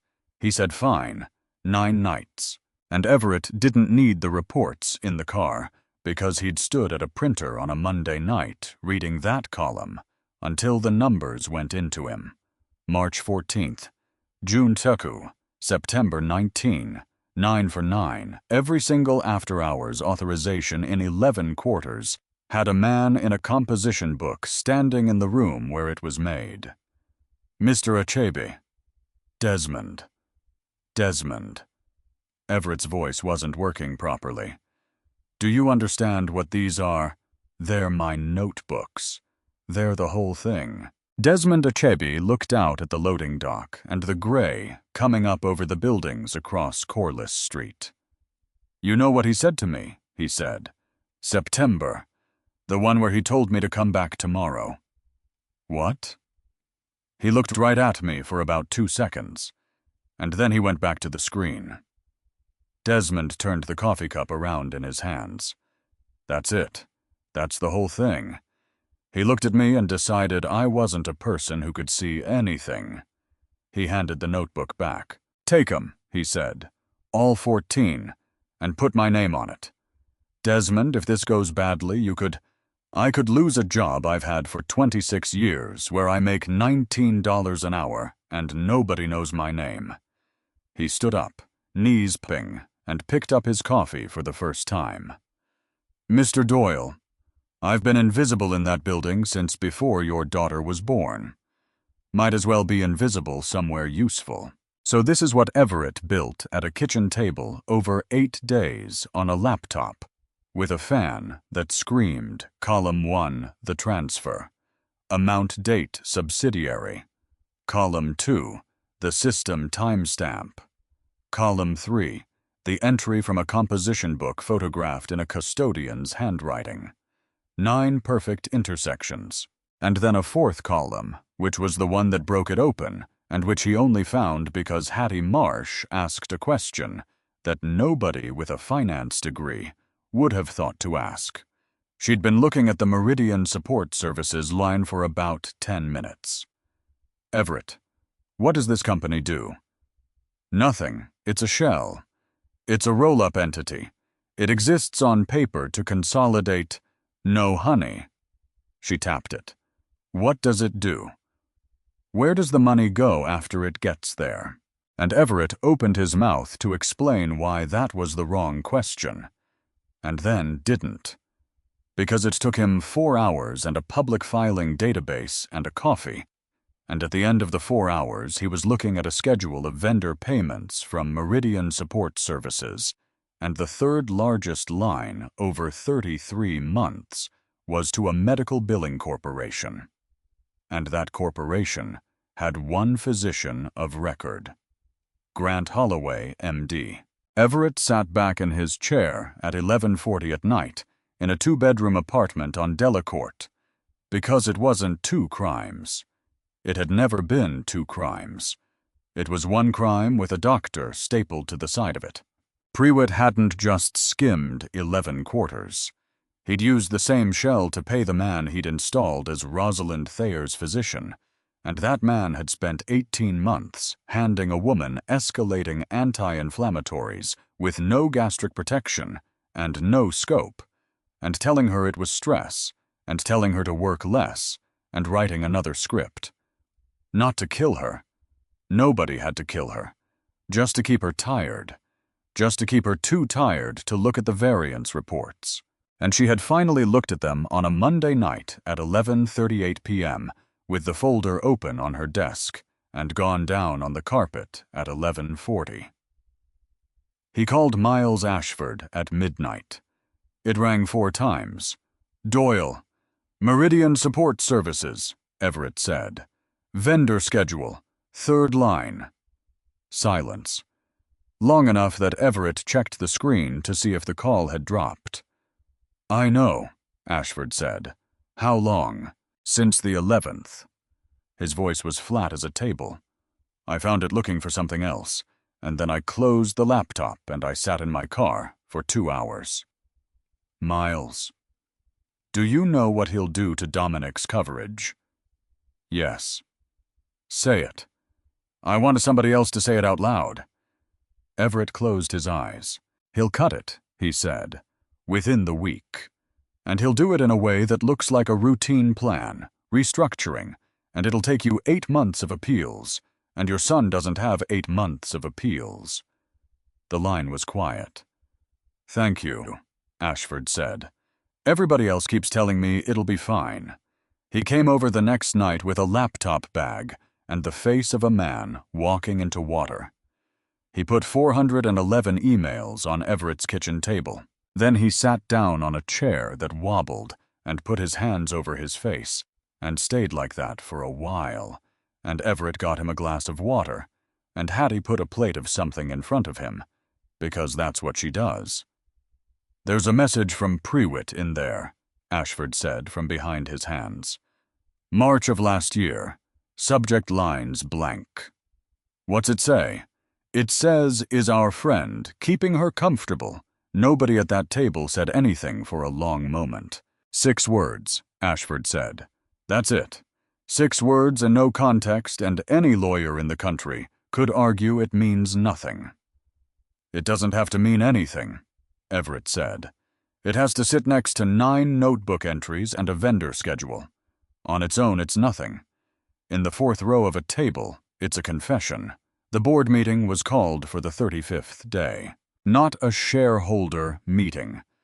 You can't get a shareholder meeting on short notice. The notice period alone eats 2 weeks, and Prewitt would have used every hour of it. A special meeting of the Board of Directors, 48 hours notice under the bylaws, called by the chief executive, who was, as of 9 a.m. that Monday, still legally the chief executive. Barely, by a thread, with a petition in front of a judge and a suspended designation and a stock down 11%. But still, they came in at 10. 14 directors around a table long enough to land a plane on the 42nd floor, in the room next to the office where the carpet had been replaced 3 weeks earlier, without anyone being told why. Roland Prewitt took the seat at the far end. Comfortable, legs crossed. A man who had been waiting since 1987 and had gotten very good at it. And then the door opened, and Rosalind Thayer came in a wheelchair, because she could not do 40 feet on her feet yet, and had decided that pretending otherwise was a worse look than the chair. Charmaine Ellis, pushing it in scrubs, having taken a personal day, and refused to explain to anyone why. Rosalind had lost 26 pounds in a month. Her suit hung off her. Her hair was pulled back plain. She looked like a woman who had been to the bottom of something and come back up with a very short list of things she still cared about. "Good morning," she said. "Sit down, Roland. You'll want to be sitting." And then she looked across that room and said one word, "Doyle." And Everett Doyle stood up. He didn't use slides. He put 14 paper copies on the table and walked them through it in the plainest English he owned. The way you explain a thing to somebody's mother, which is the only way anybody has ever actually understood a balance sheet. 211 transfers, 11 quarters, 1 line. Never once over the internal review threshold, because the threshold is public, and the threshold is $100,000, and every single transfer is 98, 96, 99. Pages turning. $19 million. More pages. 9 of those transfers were authorized after 10 p.m. from a terminal on this floor. More pages. And the money didn't stop there. It went to a shell, and the shell paid vendors. And the third largest vendor over 33 months was a medical billing entity with exactly 1 physician of record. He looked up.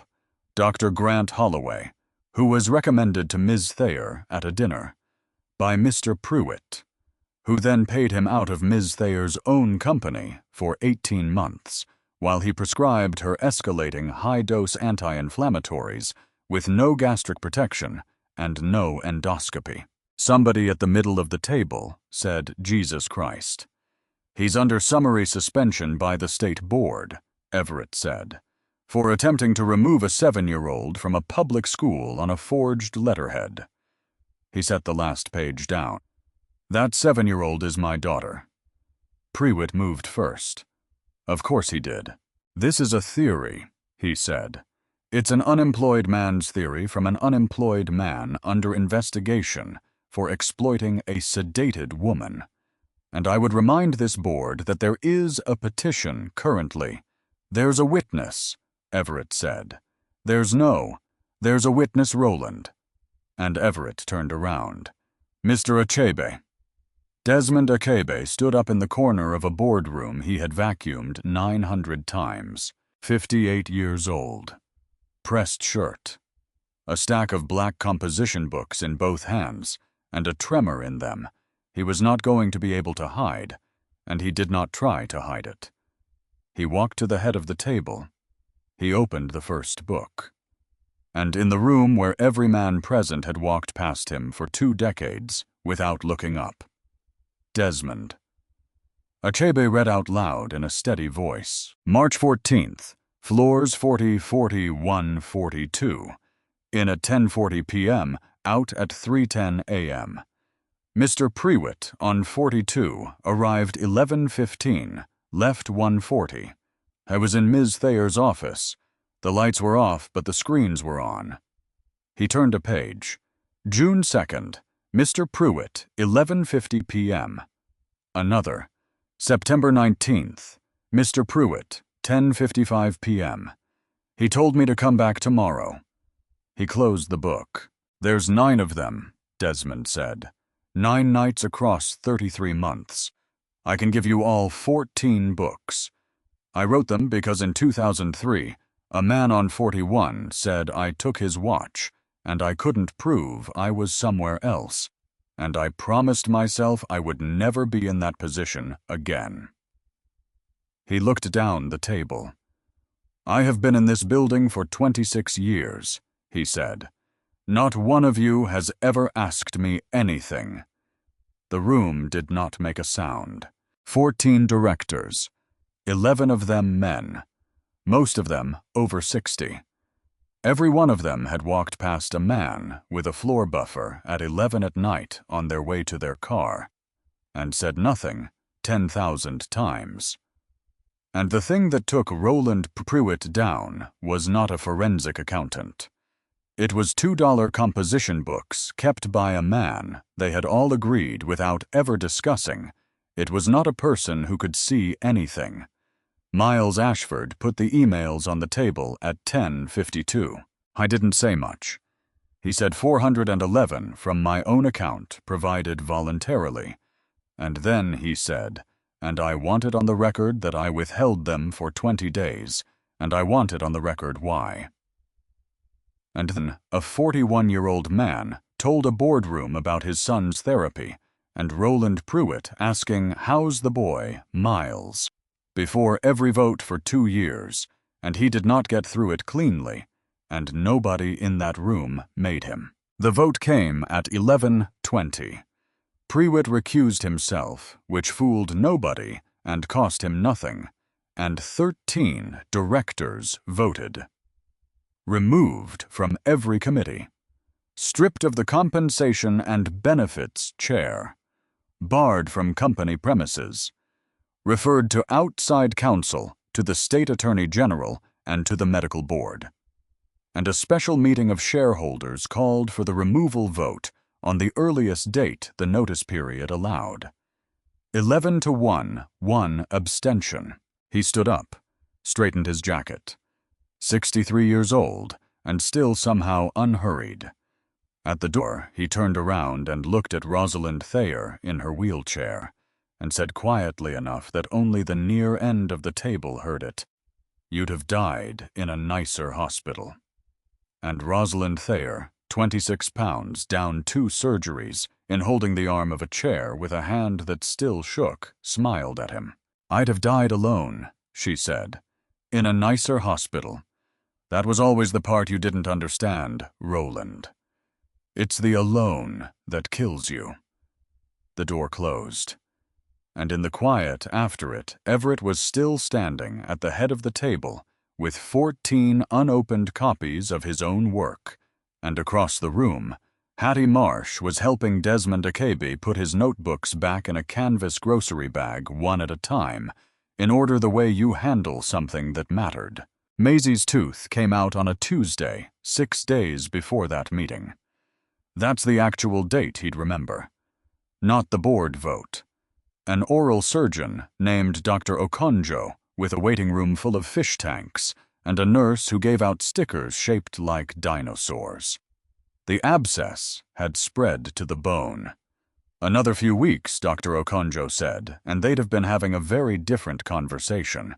Everett stood in the parking lot afterward, holding a small hand, watching his daughter attempt to say, "chocolate milkshake," through half a face full of gauze, and had to stop walking for a second. Because the money had come from Hattie Marsh, $900 out of a savings account that had a ceiling on it, and no floor underneath it, handed over in an envelope with the words, "Don't be stupid about this," written on the front in blue pen. He'd tried to refuse it exactly once. She'd said, "I spent 31 years watching people put things off. You know what they all had in common. They all thought they had more time than they had." And that was the end of the discussion. The petition was withdrawn on day 38. Not dismissed. Withdrawn, which is a different word and a worse one, because dismissed means a judge looked at it and said no. Withdrawn means the man who filed it simply took it back, the way you'd take back a plate you'd set down at the wrong table. 3 lines. No apology in any of them. 38 days of his life. The suspension. The photograph from the parking garage that will be on the internet until the internet stops. The comments he read at 2 in the morning. The $900 he'd had to borrow from a woman on a fixed income because a man in a gray suit wanted to make a point. withdrawn. And Everett Doyle sat at his kitchen table and did not feel victorious even a little bit. He felt like somebody who'd been held under water and then let go and was expected to be grateful about the letting go. Rosalind Thayer came home on day 41. Home in her case was 11,000 square feet on the top 2 floors of a building, with its own zip code, and Everett brought her up in the elevator, and the first thing he noticed was that there was no food in it. Not no good food. No food. A refrigerator, the size of a garage door, with 4 bottles of water, and a jar of something in the back that had a date on it from a previous decade. Do you eat? There's a service. Is there? There was. She lowered herself onto the arm of a sofa, the color of oatmeal, carefully, one hand at her side. I canceled it in the spring. It kept there was a man who'd come at 7, every night, and I'd hear the elevator and I'd think, oh good. She said it very flatly, and then I'd realize I was glad because it was a person. And I found that so pathetic that I canceled the service. Everett stood in that kitchen for a second. Then he opened a cabinet, found exactly 1 pan, and said, "Do you have eggs?" "I don't think I've had eggs in this apartment." "Roz, I'm being honest with you." "I know." He closed the cabinet. "That's what's upsetting me." The offer came on day 45. She'd asked him to the office. Not the 42nd floor, a small conference room on 12, which he understood was deliberate, and which he appreciated more than he could say. She slid a folder across the table. "Director of Operations, you'd report to me. Base is 900 target bonus, takes it over the 7-figure line in year 1. She sat back. "I've had it drafted for 3 weeks. I've been waiting until I could say it without a morphine drip because you seemed to think that mattered." Everett opened the folder. He read the first page. He read the number, which was a number he had genuinely never seen with his own name near it, and something in his chest did a thing he wasn't proud of. Because, and let's be honest about this, because the whole story falls apart. If we're not honest about this, he wanted it, not the title. He didn't care about the title. He wanted the part where you don't do arithmetic in the dark. He wanted the part where a molar is just a molar, and a fender is just a fender, and a man at a school office door is somebody you call a lawyer about instead of somebody who takes your daughter because you couldn't afford to fight. I wanted very badly to never be afraid of a Tuesday again. He held that folder for about 11 seconds. Then he closed it and slid it back. "No." Rosalind didn't move. "Everett." "No, thank you. Truly thank you, and no." "Is it the number? Because the number is, it's not the number. Then what is it?"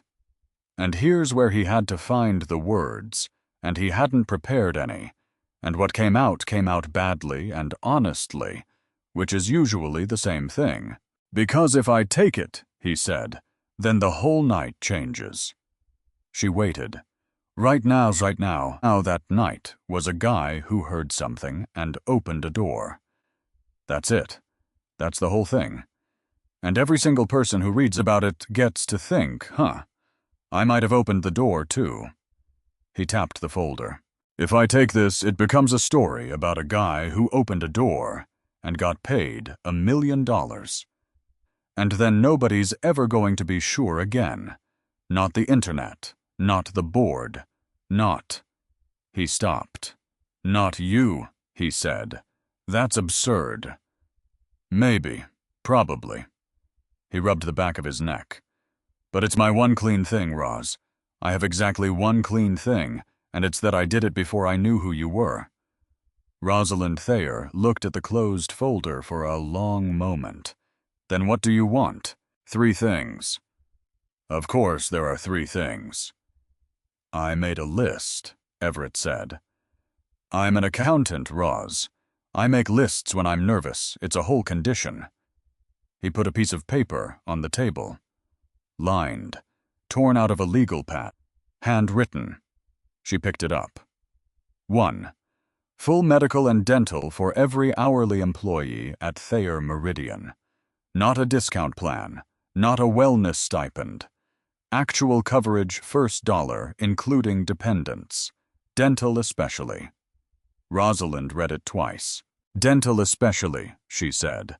Dental especially. Why is that underlined? Because I spent 11 days looking at my kid's face and doing math. He didn't look away.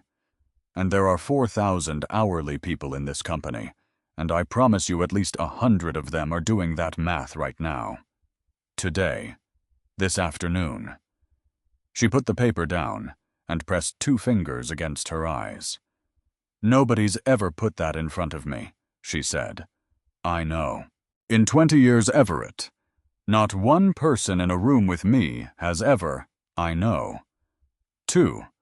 Full-time employment with benefits and pension contribution for the entire overnight facilities staff.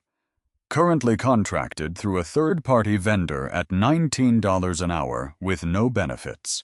Bring them in-house. That's 460 people, Rosalind said. 462. You counted. Desmond counted. He's known the number for 11 years. Everett shrugged. He mentioned it once and then apologized for mentioning it. That's the part, Roz. He apologized for mentioning it. She was quiet. He read out loud in that boardroom, she said, in front of 14 people who never learned his name. He did. And it was the thing that ended it. It was. She got to the 3rd line and stopped. She read it. Then she looked up, and her face did something complicated. 3. I leave at 6. Every day. Not flexible, not when I can. At 6, I am gone, and nobody schedules anything after 5:30, and nobody sends anything that needs an answer before 8 the next morning. Because I have a 7-year-old, and she gets a father who is in the room. That's the 3rd thing. That's the 3rd thing. You turned down $900,000, Rosalind said slowly, and your 3rd demand is going home. Yeah. You understand that in this building, that request has ended more careers than embezzlement. I do understand that, Everett said. That's actually why it's on the list. She signed all 3. Not that day. It took 8 weeks and a benefits committee and an outside actuary and a very long meeting with a very unhappy CFO. But she signed all 3. And when the hourly plan went into effect the following January, 462 facilities workers received a letter with their own names on it. Not resident, and a phone number for a benefits coordinator who picked up. There was a 4th thing. She added it herself, and she did not tell him she was doing it, and he found out the way everybody else found out, which was a press release on a Wednesday morning. The Tobias Thayer Fund, endowed at $40 million, housed at St. Brendan's with plans to expand to 9 hospitals in the region within 3 years. Purpose 1 sentence, and Everett read it in his kitchen with a coffee going cold in his hand. To provide a trained companion to any adult admitted without a listed next of kin. Not a chaplain, not a social worker with 60 cases. A person, assigned, whose entire job is to be the one in the chair, for the ones who come in at 2 in the morning with nobody's phone number in their pocket. For the ones whose forms say next of kin and then a blank space. For the man in Bay 1 and the teenager in Bay 4 and the woman in 428.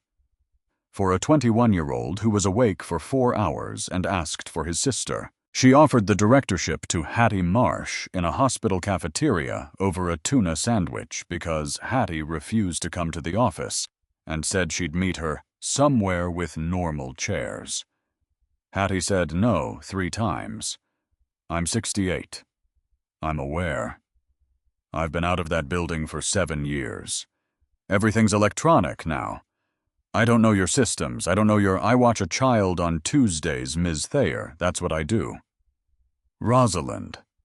That's what I do, Rosalind. And Rosalind Thayer put down her coffee and said the sentence that finished it. Hattie, 3 weeks ago, I came out of anesthesia in the dark, and there was a hand on mine, and I did not know whose it was. Hattie stopped. I have had, Rosalind said, 1 experience of that in my entire adult life. 1. And it was you, and you were not being paid, and you had no reason on this earth, and you were 68, and you did it anyway. She slid a folder across a cafeteria table. I'm not hiring a nurse, she said. I'm hiring the only person I've ever met who knows what that room is actually like at 2 in the morning. Hattie Marsh cried in a hospital cafeteria for about 90 seconds. Then she wiped her face with a paper napkin, put on her reading glasses, and said, If I'm doing this, we're not calling them advocates. That word sounds like a lawyer. Sick people don't want a lawyer, they want a person. What would you call them? Hattie thought about it. Companions, she said. She started on a Monday in March. She was issued a badge at 7:45 in the morning at the security desk of St. Brendan's Medical Center, and she stood there holding it for a second before she clipped it on. Her name, a photograph, a title. Because for 7 years, the only place her name had been printed was on the envelope Everett left on her kitchen counter with $30 in it. Charmaine Ellis walked her up to 4. Neither of them said anything in the elevator. Rosalind met Maisie in April. It happened in the least dramatic way possible, which is how these things actually happen. A Saturday, a parking lot, a car full of groceries, and Rosalind Thayer standing next to a vehicle worth more than the building, while Everett wrestled with a trunk latch that had needed replacing since 2019. Maisie got out of the back seat. 7.5 now. New front tooth coming in crooked. She walked around the side of the car and stood in front of a woman she had heard about for 5 months, and looked up at her with the frank, unembarrassed evaluation that only exists between the ages of 4 and 9. You're the lady. Rosalind, who had negotiated with foreign ministers, went completely blank. I am. My dad drove you in the car. He did. He drives really slow. Maisie squinted up at her. Did he drive slow? And Rosalind laughed genuinely out loud, hand going to her side out of a habit. Her body hadn't finished unlearning. No, she said. He drove very fast. Really? He ran 2 red lights. Maisie turned around and stared at her father with an expression of total moral scandal and total delight. Dad. That was 1 time, Everett said from inside the trunk. And then Maisie turned back, and she did the thing 7-year-olds do, which is skip 4 conversational steps and land, without any warning at all, directly on the thing. Are you better now? I'm better. Are you still sick? No. Maisie nodded. She thought about it. She was clearly working something out.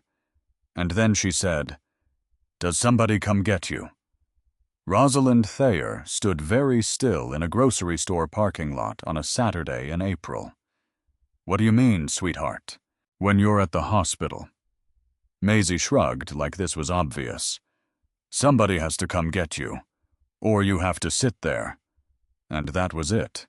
That was the whole thing, right there, out of a mouth, with a crooked front tooth, in a parking lot, on a Saturday.